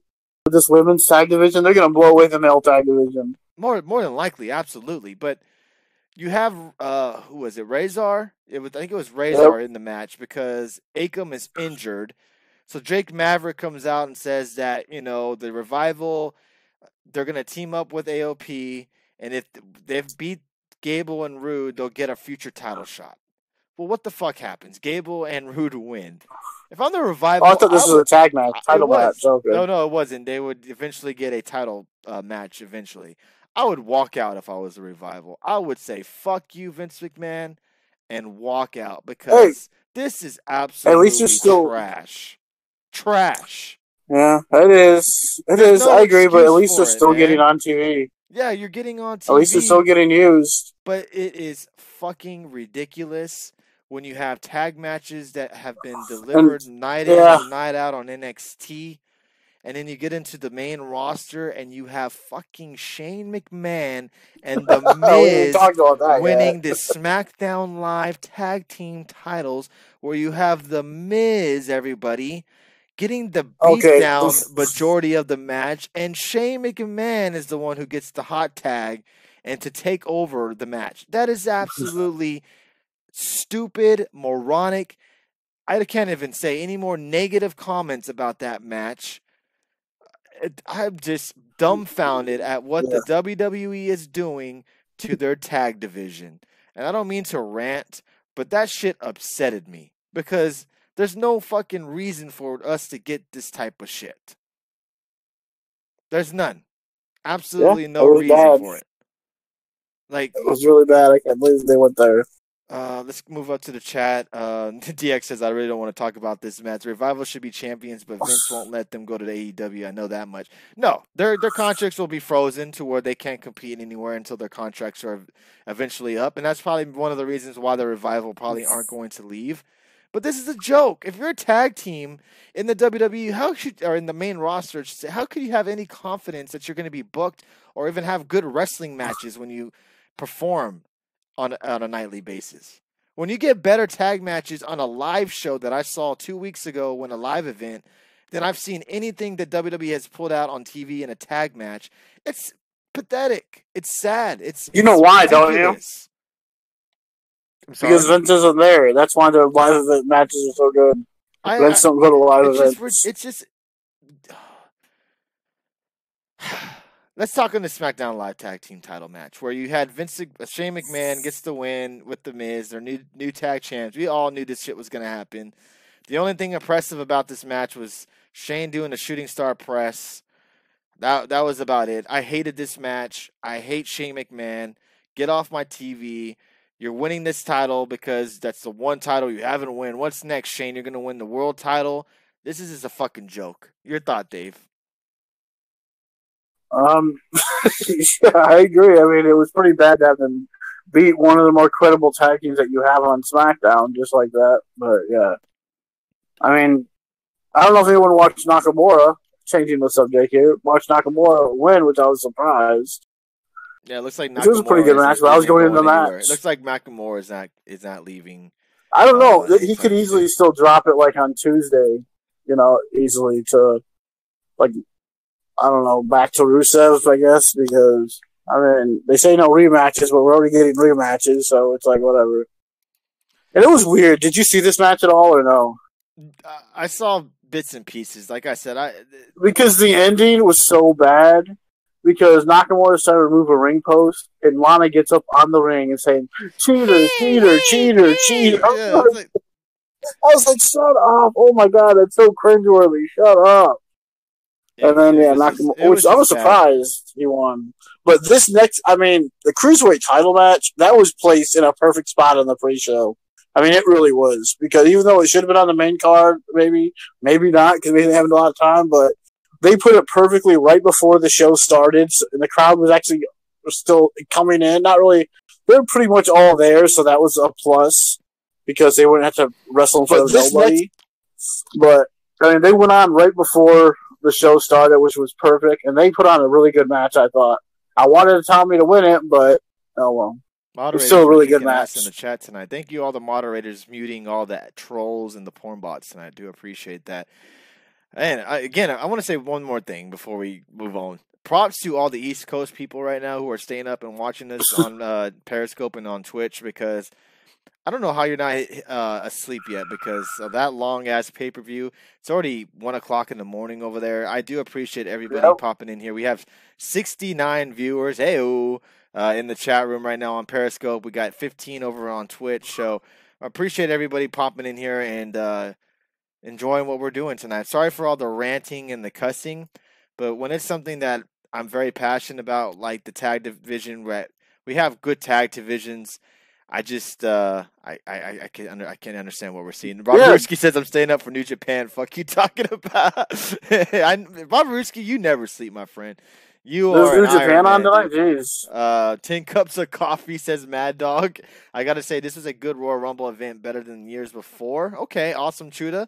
Yep, exhausted over here and in mass. Well, I appreciate you coming in here, Chris Mack. Really appreciate the support. Now, yeah, Nakamura wins the U.S. title, so looks like Nakamura isn't leaving anytime soon. Well, he still could, because if his contract ends in January or the end of January, so he's gonna lose it by Tuesday. Oh, we still got another week yet. He could lose the title on Tuesday. I mean, they did two things in this men's rumble, which we haven't got to. We'll get there, but they did like two things in it. You know, where you have to the men's rumble. But let's touch on some of these more matches before we get to the men's rumble.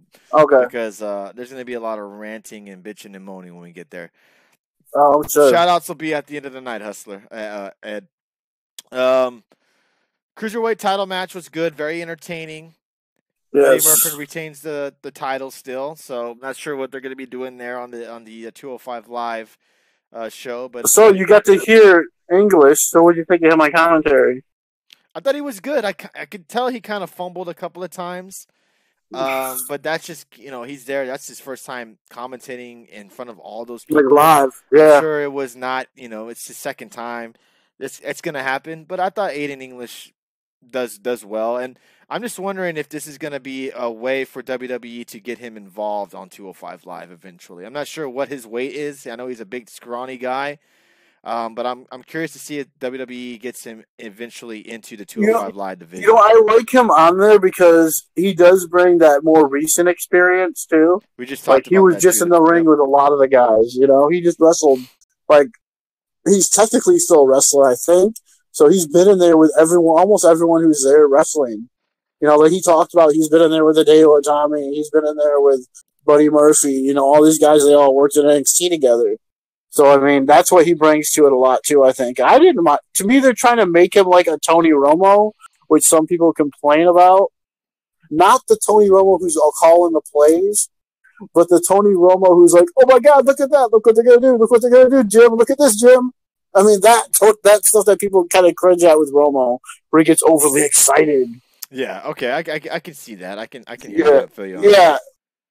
Now, let's see. So Aiden looks like he's no longer a wrestler. I'm sure he can still wrestle if he wants Watching to. you from Melbourne, Australia. Well, thank you for joining. That's two. We got two Australian fans that watch our show. We do appreciate that. Could English be in the Team Vegan Planet group? Maybe. He got the beard. He weighs 215. He needs to lose at least 10 pounds, says Richie Vargas. Hey, it's cryptic tweet from Bray Wyatt 10 minutes ago. I gotta check. Let me check that out while we're discussing. That'd be interesting. Let's like, what the fuck? What did you think of the SmackDown Live tag team title match? Where we finally saw The Miz make his daddy proud. Finally! He made his daddy proud, and he wins the championship. I thought Cesaro was going to kick out. I did. I thought he was going to kick out of that shooting star press. But, yeah, I mean, man. watching this after we watched the Auska match, I was like, man, I don't even care about this match. You know, I was like, is that Auska and Becky match is so good? I thought I didn't care about the tag title match. What's up, Chuda? Thank you for joining. I was just like, oh, this is pointless. But yeah, I mean, we all figured what was going to happen, and it happened. That's what sucked. This, you know what? People can say this Rumble was good, and you could say, yeah, sure. But I think really the only match that really concerned me was Becky and Auska, because I was like, okay, they could have Becky win the title. You know, that's the only thing that really concerned me. They could have Becky win the title back. And then Auska won, so I was like, okay, good, Auska won. But everything else was easily predictable in this whole show. For the most part, yes. Now, Miz makes his daddy proud, wins the tag team titles with Shane. How long do you think they hold? That was so awkward. That was so awkward at the ringside with his dad. That was really awkward. Why was Miz breaking character so much with his dad? Well, Chris Mack, I'm pretty sure you've seen the storyline where the Miz kind of said to Shane that his dad, what was the whole thing? He's been having daddy issues where his dad's not proud of him. And he thought that this would make his dad so proud if he teamed up with the best in the world and to win the tag team titles. And that's why he was all... You know what's so funny? Jumping that's up what and drives down. me so crazy about this whole thing. Is that when he was feuding with Daniel Bryan, that's the one thing he said that, oh, you can't care about what people think. You're never going to win the title unless you just forget about what everyone else thinks and do it for you. And now he's all like, oh, I got to do it for my dad. My dad has to, come on, Shane, we can win these titles together. We're the best tag. It's like, everything you said 2 months ago means no sense. And like you said, this Miz is like, who are you? What have I said before many, many times? Since the Miz has changed into some type of wuss, this is not the Miz that we've seen in the last couple of years. Like I said, I put out a missing report for the Miz because this Miz is not who we fell in love with. This is not the Miz that we wanted to see eventually maybe win the world championship again. This isn't the Miz that we were cheering for, booing for, hated. This is a pussy Miz. Excuse my language, but it is. This Miz is kissing Shane McMahon's ass. Like, this is ridiculous. This is not what we should be seeing on our TV screen. So, would you say that the Miz is the number one member of the Shane McMahon Kiss My Ass Club? Yes, he's the fucking leader of it. Absolutely. Like, ugh. This match went... let me see. This match went 13 minutes, so not too long, I guess. So 12 minutes too long, right? Yeah, basically. So Shane McMahon and The Miz, a match that should have been on the pre-show, win the SmackDown Live Tag Teams titles. Yeah, Greg, that's funny. I actually kind of mentioned that I was feeling the Mandy and Naomi storyline. Miz is a terrible face. He should never be a face. He should always be a heel. Absolutely. Miz is a TV star now, not a WWE star. That's a good point. Yeah, I can't argue that. Now all he cares about is his damn fucking reality show. Man, it's been a heated night tonight. Thank you guys again for joining us. All right. And having dinner with Mr. Gail Kim. You're right, Robert Irvin. All right, so let's go to the Men's Royal Rumble. Ooh, boy. This wasn't predictable. This one, 57. Well, there's some stuff we got to talk about, though, because this was something interesting that happened towards the end. We had 57, but this one, 57 minutes long. We didn't get no Velveteen Dream. I know a lot of people wanted to see Velveteen in the match, but we did not get Velveteen. We got Pete Dunne. We got Aleister Black. We got Johnny Gargano, which was a pleasant surprise. I'm trying to think of other surprises we got, Dave, other than the one we'll touch on. I think that was it. I'm trying to think. I think that was it pretty much. I mean, surprises on NXT. I think that was it. But the biggest surprise of them all was what came at number 30. We did. What am I talking about? Wait. We got Jeff Jarrett and Kurt. Jeff Jarrett was the opening with but not Kurt Angle. But I think Kurt Angle was kind of Jeff Jarrett. But Jeff Jarrett with Elias was a nice little touch. Elias. But let's get to what everybody's talking about, which was Nia Jax getting into this Royal Rumble. Which, let's kind of sum you up on what happened. Our Truth was supposed to come out at number 30, and I think everybody in attendance, everybody watching, knew our Truth wasn't going to be number 30. Something was going to happen. Well, something did. He comes out there and he's singing, and Not a man, not Kenny Omega or no other big splash signee showed up. It was fucking Nia Jax. She came out and took out R-Truth and inserted herself into the Royal Rumble match itself. Now, we got girls in the chat, right? Yes, we have Jody and a couple other ladies in the chat. Now, okay, good. We touched. I want to get their opinion on this too. We touched on this last night. What was your reaction be, or the whole WWE universe be, if Becky Lynch inserted herself into the Men's Royal Rumble and won it? Yeah. I think a lot of people were like, but it would be kind of a unique finish. I don't know how people felt about Nia Jax being, not being involved. Deadpool, again, we already knew Kenny Omega wasn't going to be in the match. It was an example. You do your research. We knew this from the get-go. I guess you did not. I know it expires on the 31st. You're not telling me stuff I don't already know anymore. You already know he's not going to WWE. He's probably going to go to AEW. Do you want to say anything else with your smart-ass comments? Because we can easily get you out of here very, very quickly.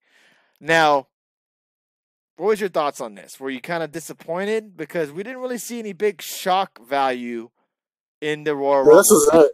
Other than that was probably the biggest shock of them all. I mean, this was what really shocked me about this was like, okay, how are they going to do this? You know, like, okay, what is this? Them trying to be edgy again? And were any female fans upset at how they did this? I mean, because we had some stuff happen. She eliminated Ali, and then you had Dolph Ziggler give her a super kick, then Ray gave her the 619, then Orton RKO'd her. I mean, so did that bother anybody to see something like that? I mean, we say we want to see edgier stuff, but we're in a time and place where man-on-women violence isn't okay. But I mean, on the indies, we see a lot of intergender wrestling, but that's not WWE. I mean, they don't see a lot of that there. So, oh my gosh. I mean, does that affect? Quick question. What? Quick thing. We got the old stupid comment to where, why are the results in your title that spoils it for people who haven't watched it yet? Really? Why are you on social media? If you don't know the results of the Royal Rumble, which was a 6-hour show, then that's a you problem, not a me problem. We are a show. There's going to be results in the title. If you're that naive that you're not going to know what happened already, then that's your problem, man. Why the fuck are you on Periscope or on Twitter in itself? Like, that's so stupid. That's so dumb. Like, why do you have results in the title when the show ended over 2 hours ago? That is so stupid. Anyways, what did you think of? I saw someone in the chat earlier, and they could have been trolling that it was disgusting to see Nia Jax, get RKO'd and all this. That's what I wonder about today's wrestling fan, because how sensitive we are. People want to see more attitude era stuff, Because I've seen women get beat up before in the WWE. It's nothing new to me. Yes, but today, I know, but today's. My brother told me. I was talking to my brother about this. I was like, "Oh, Nia Jax just got RKO'd." I'm shocked. He's like, "Why?" I said, because it's a PGWE. That's why. I mean, because it shocked me that they would go that way. I was like, okay, what's what we're going to do? And then it's like, oh, wow. Chris Mack makes a good point. He said people wouldn't have had a problem if Nia cleaned house. Kind of a double standard. Yeah. And to me, but I was she can attack them. I was kind of surprised it's like that. At the reaction that she was getting, though. Like, people in the crowd were actually kind of cheering her for a little bit. Like, holy shit, she's getting physical with the men in here. And then they popped when she got super kicked. They popped when she got RKO'd. I mean, the crowd went crazy when she got RKO'd by Randy Orton. And then eventually got thrown out. Yeah, but that's not the point, though. That's not the problem. I don't have a problem with it. I'm just saying, the point to me I was trying to make is, like, in today's WWE, where everyone's so sensitive about every little thing, like men beating up women. I mean, the serious issues that go around, a lot of people don't like intergender wrestling. And I mean, that's what I was wondering. Okay, what's the reaction going to be to? What's the mix of fans? I mean, do female fans like what happened? They like seeing her get beat up by guys. It was cool to see a woman in the men's rumble and doing it like that. But yeah, I mean, when China was out there doing it, they were giving just as good as they got with her because they were Stone Cold was stunner. He was slapped. I mean, that's what Cole tried to say.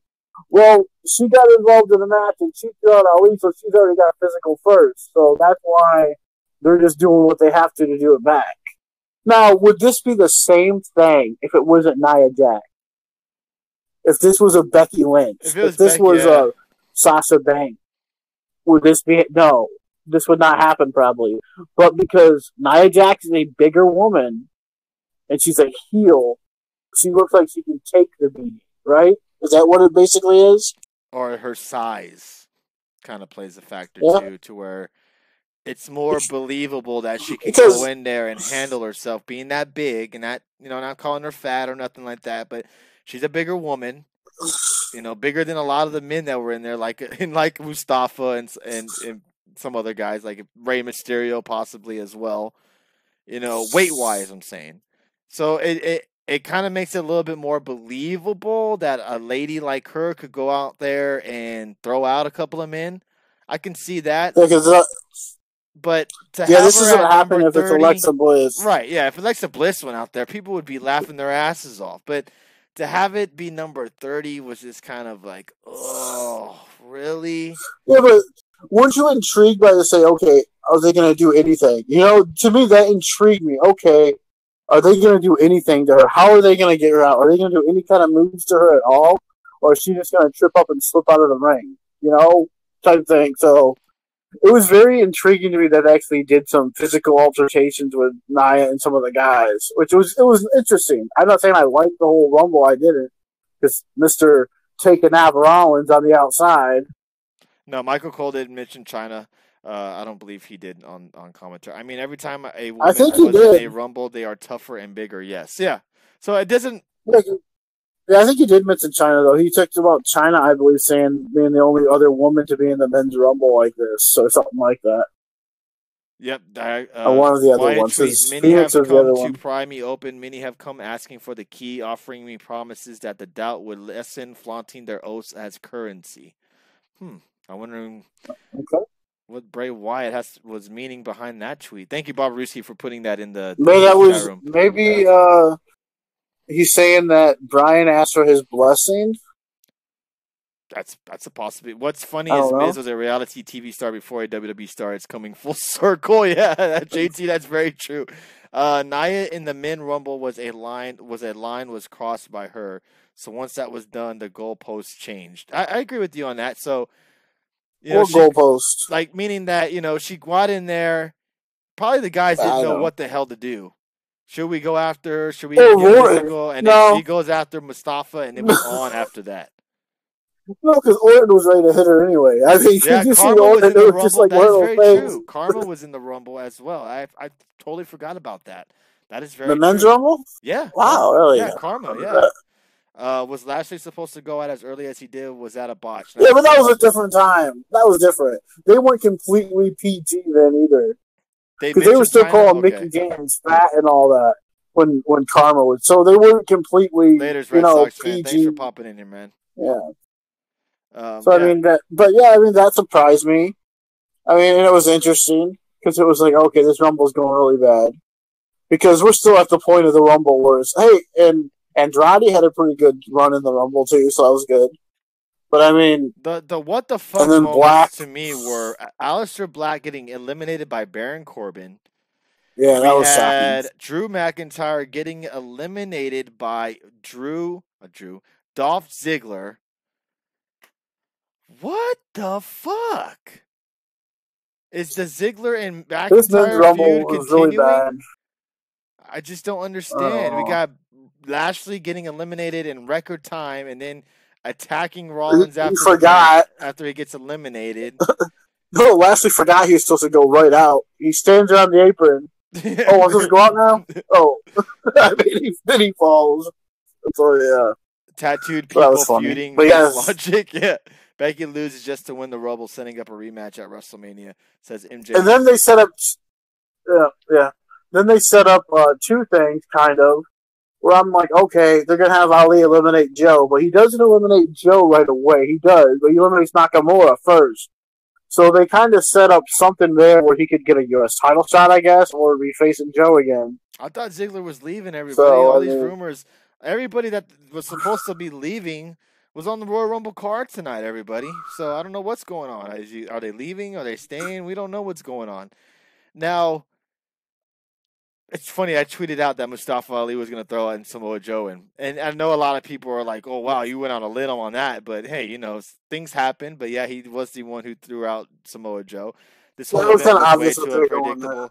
Grind Creation said, Tony, question, did I see it right that Corbin entered with a dress shirt and removed it only with another under? I did not see that. But if he did that, that would be fantastic. I would be laughing my ass off. I'm sure Bobby Roode, if he would have said something if he saw that. That's funny, though. I don't understand, you know, Corbin throwing out Aleister Black unless they're going to be feuding. It was just a weird men's rumble tonight. It was just weird. Yeah, one thing I did like, because I wouldn't mind seeing it. I'm sure it's happening on the Indies. If not, I want to see it happen. But I would love to see Aleister Black and Pete Dunne. I mean, because, man, they were going at it for a little bit, and I was just like, man, I want to see this. But then you have your ultimate spot where Rollins gets put through a table. And he's laid out for like 20 minutes, I swear. Just laying out there. All these Rollins are getting up. Here comes Strowman to knock him back down. So, I mean, it's like, really? So Rollins gets his 20-minute Rumble break and then comes back to win the whole thing. Are the blatant saves becoming a little ridiculous now? Yeah, I was gonna touch on that, like the Kofi laying on his back but feet up. They did that shit a lot in the matches. They did it with Naomi. They did it with with Casey. They did it with who else did they do it with? There's another person they did it with too, if I'm not mistaken. They were throwing those out left and right. It seemed like that's all they could do tonight was those. Oh my God! There's 1 foot off the ground. He's not eliminated. They did a lot of those type of teasers tonight. I absolutely agree with you. That was kind of stupid. Where was Bobby Roode? It's like, well, should have creative been ways. Who won though? Seth Rollins won the men's Royal Rumble. Obviously. So he hasn't announced who he's going to face yet, but more than likely he's going to go on to face Brock Lesnar at WrestleMania. Kind of ridiculous that R-Truth gets a few punches by Nia and is apparently out for good. Yeah, that is very true. Let's see. What else? But Seth gets put through the table and comes back. Yeah. Yeah, talk about a wasted spot. And I love No Way Jose, but what was the point of that spot? I mean, seriously, they could have used someone else for it. Oh, they could have used a lot of other people for certain spots, but I'm not, you know, Hawkins, Titus O'Neil. Yeah, funny moment. Oh, he's running down to the ring. Oh, he stops before he gets there because he doesn't want to trip. Yeah, that's funny, but a lot of these, you know, spots they could have left for some other people. But it is what it is. We just got to move on and see what happens tomorrow night on Monday Night Raw. It's obviously what's going to happen tomorrow. It's going to be interesting. Rollins is going to come out and say, I'm going to burn down Suplex City. Do we see Brock Lesnar tomorrow night? Do we see Becky Lynch on Raw tomorrow night? I can see that. I can see Becky Lynch showing up. You would have to expect now it's the time for the new era to begin. We pretty much hornswoggled the GOAT. Tony, can we talk about how Joe got tossed out? Yeah, I said it on Twitter that more than likely he was going to get thrown out by Mustafa Ali. He got one up on him on SmackDown Live, so you had to expect Mustafa Ali was going to get over on him tonight. And Nakamura. Which performer performed the best above their ability? Oh, okay. We touched on this on the women's side. Who shined in the women's Royal Rumble? Who do you think shined on the men's side? People in the chat room, please. Who do you think shined on the men's side in the Royal Rumble tonight? Mr. 20-minute break, Seth Rollins. He won the whole thing. He shined. Yeah. What about Gargano? What did you think of him tonight? Yeah, I thought Gargano looked good out there. I mean, I was surprised to see him. I would like to see someone else, like some people were saying, like Velveteen, or people said Bray. Even Ciampa. It would have been great to see him show up. But Bobby Roode said. Yeah, I mean, it was nice to see. What about Almas? Yeah, it was nice. Yeah, he was. Yeah, but he was there last year too, so it wasn't really new. No, like shined, like really did good in the. It doesn't matter if they're new. Just who do you think really did really good in the Royal Rumble? Ah, man. I do think Gargano and Andrade lasted a pretty good while. And Rey Mysterio was out there for a while too. So I mean, Rey was out there to the end, and he came in pretty early because yeah. So someone. I mean, I thought Mustafa Ali. Yeah, he was pretty good out there too. Yeah. I'm just trying to remember everyone in the Rumble. McIntyre, what did you think of his performance tonight? Yeah, I thought he did good. I mean, yeah, but at least he didn't take a break. So yeah, I thought he did good. Making it to the Final Four was the shocker of that Rumble, says Adam Awesome. Who? Adam Awesome said Andrade making it to the Final Four was. Yeah, we didn't see. Yeah, would have liked to see Sullivan and EC3 in the Rumble. Yeah, no Sullivan, no EC3. Kind of shocking. EC3 needed. They told him he couldn't take his mirror out there, so he didn't want to go. It's just kind of weird. Drew made that one conga line guy fly. Yes, he took out everyone in that conga line. That was great. Yeah, EC3 not on the show, kind of disappointing. Lars, who knows what the hell's going on there? You would have had to think that maybe Lars makes a cameo in the Royal Rumble tonight, but he didn't even show up at all. You know what? I think Nakamura, because he was number 3, and he was out there for a little while. So, I mean, I think Nakamura shined pretty good in that one, being last year's winner. So, yeah, I thought he did pretty good out there. And, of course, Ali was good out there. I'm just trying to think who lasted a while. Or who lasted. Does it say who lasted the longest besides Rollins? I don't even count Rollins. Sure if I can look that up, I will. Funny though, DX in the chat room says, to be fair, Almas was like number 25, so he didn't really shine. That is true. He did show up late, but I think that a lot of people didn't really think he'd last very long, I think. Yeah, but Nakamura, I thought, because he was number 3 after Jared got thrown on, I believe Nakamura came in right after. You know, I was sitting there thinking, like, damn it, I wish Kurt Angle would have came in sooner because I wanted him and Jeff Jarrett. You know, like, man. Oh, I don't have, everybody doesn't have their times on here. Have them on Wikipedia. If they say Seth Rollins, but I'm sorry, that's stupid. Samoa Joe went pretty long. He went 24 minutes. Nakamura went 17. Elias went 15.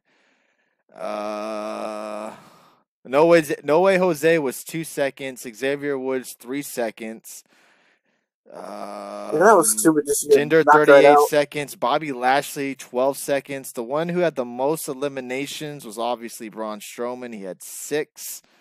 Behind him was, I think that was a tie between Samoa Joe, Seth Rollins.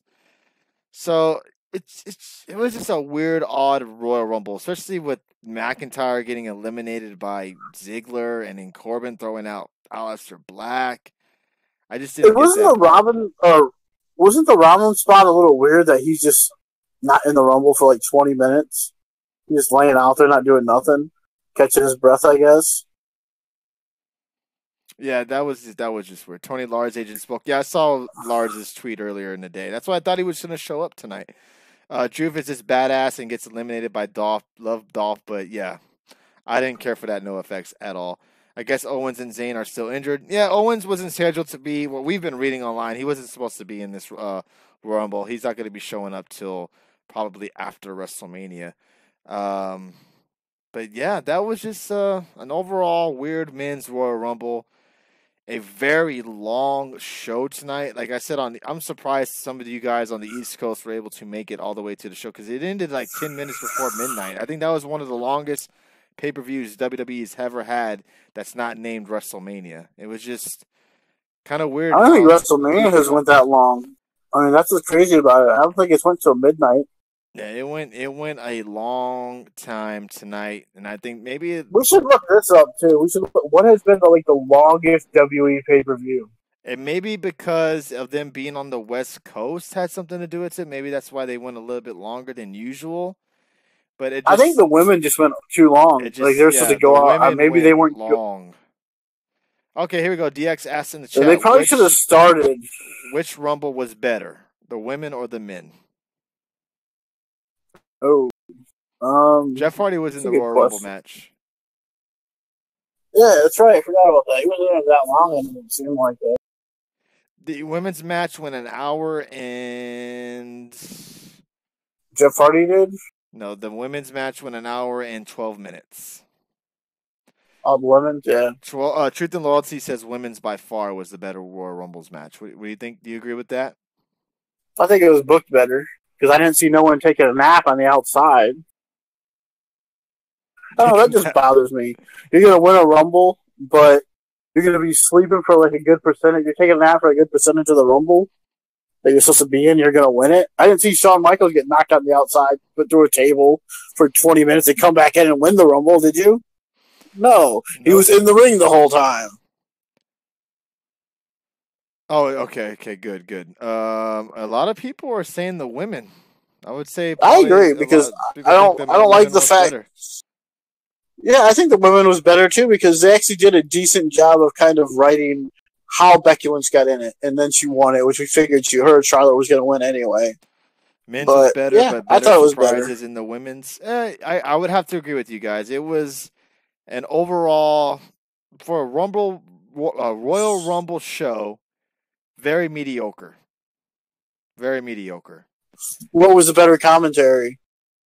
I actually really enjoyed Michael Cole tonight when he was actually being serious. No, I meant for like the Rumbles. Oh, probably the women. I mean you had Beth Phoenix, and then you had JBL and King. Fucking, being comedians and shit. More standouts in the women's Royal Rumble. I agree with you on that. Surprised they decided the stage instead of the same thing like Raw. The stage tonight was beautiful. I was gonna say, how did people like how it looked out there? I mean, it looked different because they had to make that little turn when they came to the ring, so that was a little different. I liked it. I liked how they came out the dugout, and the fans were a lot closer to them. It was really nice how they had the Royal Rumble set up tonight. I liked it. I read your tweet about your daughter watching. Yeah, my daughter was there watching the Women's Royal Rumble. She hasn't been feeling good. She's had some type of stomach bug, so she was being a big mommy and daddy's girl this today. So she sat down and watched more than half the show with me, which she really doesn't do. Babies like to play and just move around, but yeah, she watched the whole hour and 12 Women's Royal Rumble match with me. So she enjoyed it. She definitely taken in because she likes to run up on me surprisingly and slapping the shit out of me every now and then. So that was probably one of the best parts of watching the Women's Royal Rumble, watching it with my daughter, and maybe one day, hopefully, a dream of mine, of course, is seeing her perform in a wrestling ring one day. But it was cool to see her actually sit and watch it and seem to be entertained. The graphics that they did, the AR graphics when the wrestlers would come out. I thought the Brock Lesnar one was sweet. The Seth Rollins one was cool. The Auska one was pretty badass. Who else had a good I like how even though they messed up on it. Yeah, they messed up on it a little bit. But I thought the Ember Moon's moon was pretty cool when they finally showed it. Yeah, the big old zoomed in on it. Lacey Evans will be a future star for sure. Yeah, she was one of the MVPs of the women's tonight. Yeah, definitely. I thought it was a good show. All title matches were good except for the tag belts, which were average. I agree with that. She said, "Get these hands." Yeah, that she basically, man, she comes up and just smacks the crap out of you. Tomorrow night, man, we got Raw. Do you expect it to be a good show? No, but that's Raw for you. I mean, I expect this is what's probably going to happen. Becky Lynch is going to come on and challenge Ronda for WrestleMania, and then Rollins is going to come out and say, "I'm burning down Suplex City, and I'm the Beast Slayer." And then he's probably going to face Bobby Lashley in the main event. Yep, for the title, probably. Bobby or non-title. Lashley. What did you think of Nia in the Men's Royal Rumble? I didn't have too much of an issue with it, but I wish they would have had some bigger, shocking surprises on the men's side because I was expecting something huge to happen and nothing. Yeah, because we come to expect that. Yeah, which is not good in a way, but we come to. Yeah, but with the Royal Rumbles, you kind of expect to see surprises, Or just want to see something shocking or something different. Right. And you expect something. Even my brother messaged me. He's like, "Hey, any surprises in the Rumble?" I'm like, "No." I said, "No, nothing. Nothing happened." So, yeah. 1 out of 5 stars, says Adam Awesome, for the Royal Rumble tonight. So what would you rate Royal Rumble as a whole tonight? 5 stars. Well, I thought the show overall was pretty good. It wasn't like your normal, the NXT TakeOver was so much better than the Royal Rumble. I mean, I didn't think maybe it was, and it probably was better overall because it wasn't so long. You could have fit like 3 takeovers into the show, but I mean, it was, it was enjoyable. It wasn't, other than maybe your common, like that tag match. I think most of everything else on the show was enjoyable. No idea who the next opponent. I'll give it a 4. I guess I'll give it a 4. Wow, for the whole show, you'd give it a 4. Okay.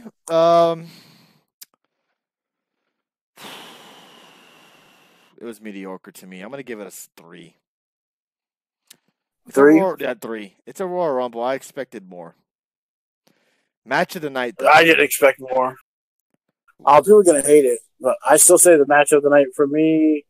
Oh wait, I have to toss up now that I think about it. I gotta go with the tag title match. No, I'm kidding. Don't you do that. Don't you dare. Man, they had the longest match too, so I'm gonna go 8, even though it's close between, I think, Auska and Becky. I thought it was really good, like the finish. But I didn't mind I actually like AJ and Daniel Bryan. My match of the night, I'm going to have to agree with Red Sox fan. I think a lot of people might disagree with me. Balor and Brock Lesnar. For 8 minutes is your best match of the night? I thought that was the most... To me, the fans made that match better than it really was because they were so behind it. And the teases of maybe Balor actually pulling off this upset.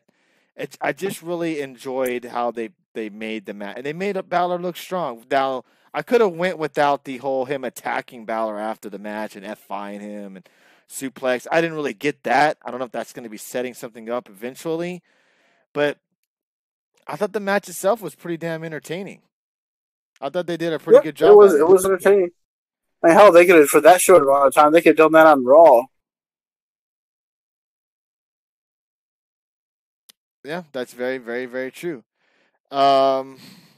Anything else that you would like to touch on Raw, on Royal Rumble, other than what we've already said?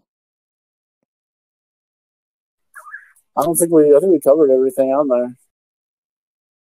Yeah, I mean, I'm excited for SmackDown more than Raw because I want to see what goes on with this whole Daniel Bryan vegan team and see what happens with Auska next. I mean, I'm interested in how to do these chambers because I don't know if they're going to put Daniel Bryan in the chamber, honestly. I just don't. Yeah, I don't think they'll go that far. They'll probably have him in a singles. Why Rowan come into? Because I think they're going to be starting a new stable with Daniel Bryan and Rowan eventually. I do too. That's why I don't know if Ninja Warrior was Casey Catanzaro. I think that's her name, right? Yeah. She was the woman that did all the cool spots in the Royal Rumble. Anyone else? Anyone wants to sleep? Watch Styles versus Daniel. Damn. Excuse me. What else? Match of the night, Women's Rumble for me. I see the future is bright. DX says last year's Rumble was better. Those tag team matches hurt along with the WWE title, hurt the pay-per-view. I loved Shane's shooting star press. Damn, guys. Oh, don't touch on Shane McMahon. Shane McMahon can get off my TV. Impressive shooting star press. I'll give Shane that, but other than that, I don't give a shit about it. It was no Evan Bourne. Yeah, but shooting star presses are nothing to fuck with. That shit's hard. And for him to but there's no Evan Bourne or Ricochet. For him to go for a guy like him who never really wrestles that much, I can really definitely see why. To me, his shooting star presses go in slow motion. It's like, did that take like 10 minutes just to do? I mean, because it's like he's rotating. Is he going to land on his neck? Holy crap!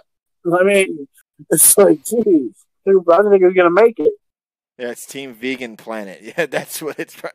I know it's not popular, but I like the Rousey match. The match wasn't bad. It wasn't bad. The really unpopular one is saying you like the Daniel Bryan match. That's really unpopular one. That seems to be the most unpopular one. Wasn't it Shinsuke and AJ last year for like a solid couple of months? Yes. Yep. Yes, and seems like they're doing that with Daniel Bryan and AJ Styles right now. But yeah, I think that might wrap up the show tonight. We had a tremendous show tonight. Over 6,000 viewers. We peaked at 79 viewers. We've been at 40 to 60 viewers on Periscope the whole night. So I appreciate everybody who joined us tonight. Stayed up very late on a Sunday night. I'm not sure if a lot of you guys have to work tomorrow night. I took the day off tomorrow because I knew we were going to be doing the show, and the Royal Rumbles are usually pretty long. So I thank you guys so very much. You joined us on Twitch as well. Rich Boy, hello in the chat room. We had a tremendous amount of people came in from Periscope, from Twitch, on YouTube. It's been a tremendous night for the Get the Tables crew. And if you haven't already, and if you're new to the show, I see a lot of new faces in here as well. Hit that follow button. We'd really appreciate you guys following us. We're live every Tuesdays and Saturday nights. We're live on Tuesdays with our SmackDown and Raw recap shows. And then on Saturday nights are more of our Shoot the Shit show, where we touch on everything going on in wrestling, the rumors and innuendos, to Impact Wrestling, to 205 Live, NXT, all that stuff. Speaking of Impact Wrestling, everybody, if there's Impact Wrestling fans in the chat room, we will be doing another watch along again on Friday. So if you are not busy, join us on Friday, and we'll be doing another co-streaming with Twitch. So I'd really appreciate you guys joining us on that. We had an awesome time this past Friday. And we're going to be doing it again. For the time being, we'll let you guys know when we won't be doing it on Twitter. But for the most part, we're going to continue these co-streamings. And it was a good night tonight, and a good night on tonight as well. So, Tony, really quick, we forgot something. What did we forget, Dave? Tell me. They announced tonight on the pre-show that next Sunday there's going to be Halftime Heat. Oh, that's right. On Halftime Heat next week, it's an NXT version between Ricochet, Aleister Black, and Velveteen Dream, and they'll be taking on Ciampa, Gargano, and Adam Cole at halftime of the Super Bowl. So if you're not a big Maroon 5 fan, you can jump over on the WWE Network. Who isn't? And watch that match instead of the halftime show of the Super Bowl. But my question is how are they going to do this? Are they going to pre-tape it and then air it on Sunday?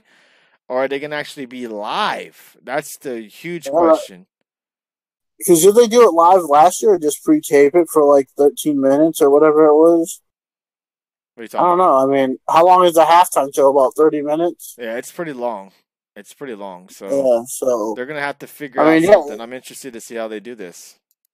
Is this gonna be like at a live event somewhere or something? Yeah, it's actually. I like the idea. I actually really like the idea. I do too.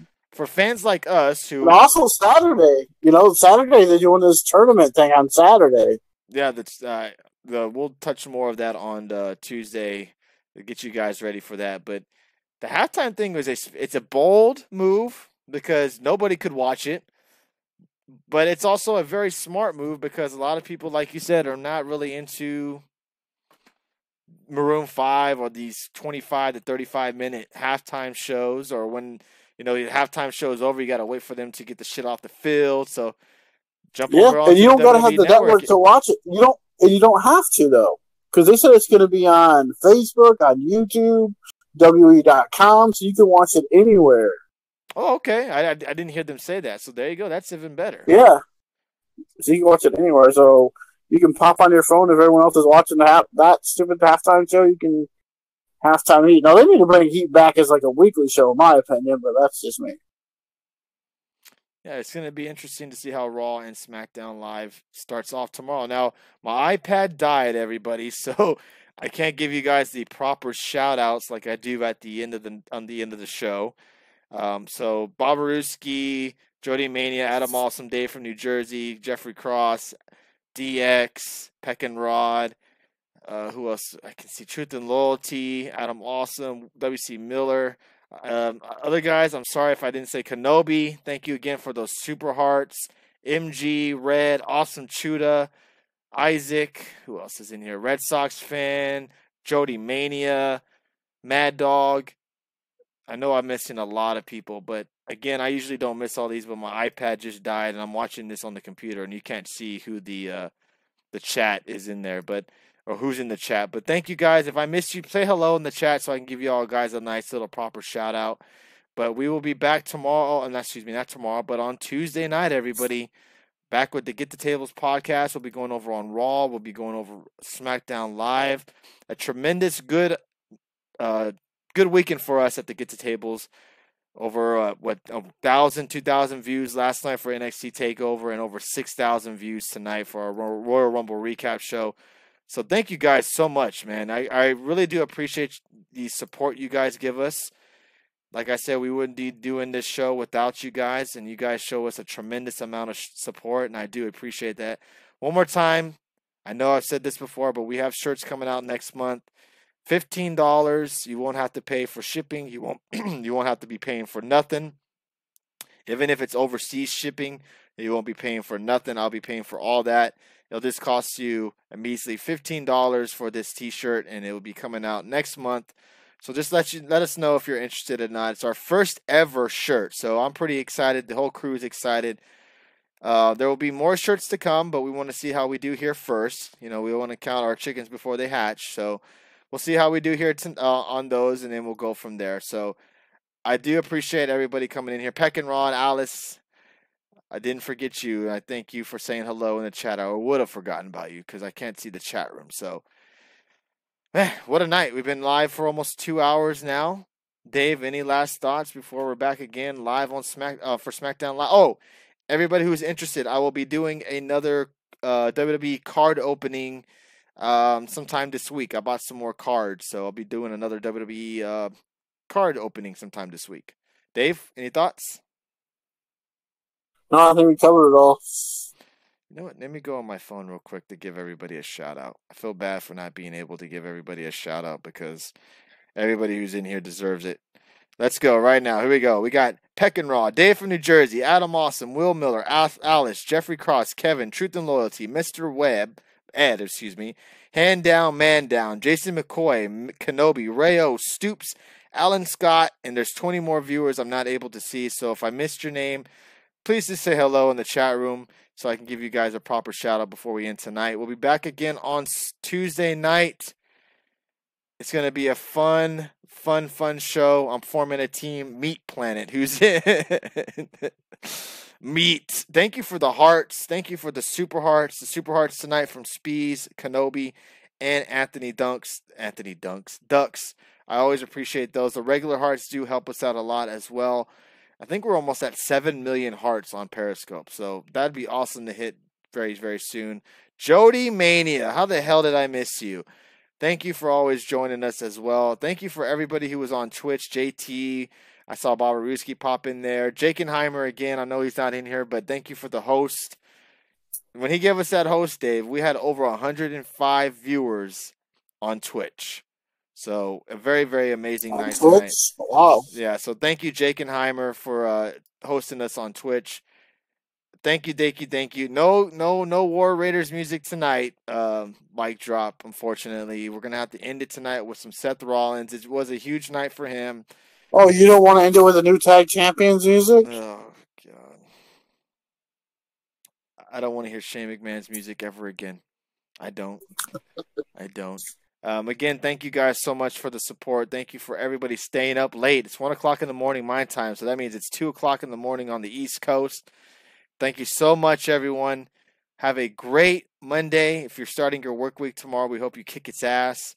And we'll be live tweeting Raw tomorrow night. So join us tomorrow night on the Get the Tables Twitter account, and we'll be live tweeting Raw tomorrow night. You guys have a great one. Again, thank you so much for this. See, I'm losing my voice. Thank you so much for the support, and we'll be back with you tomorrow night. Thank you so much, everybody.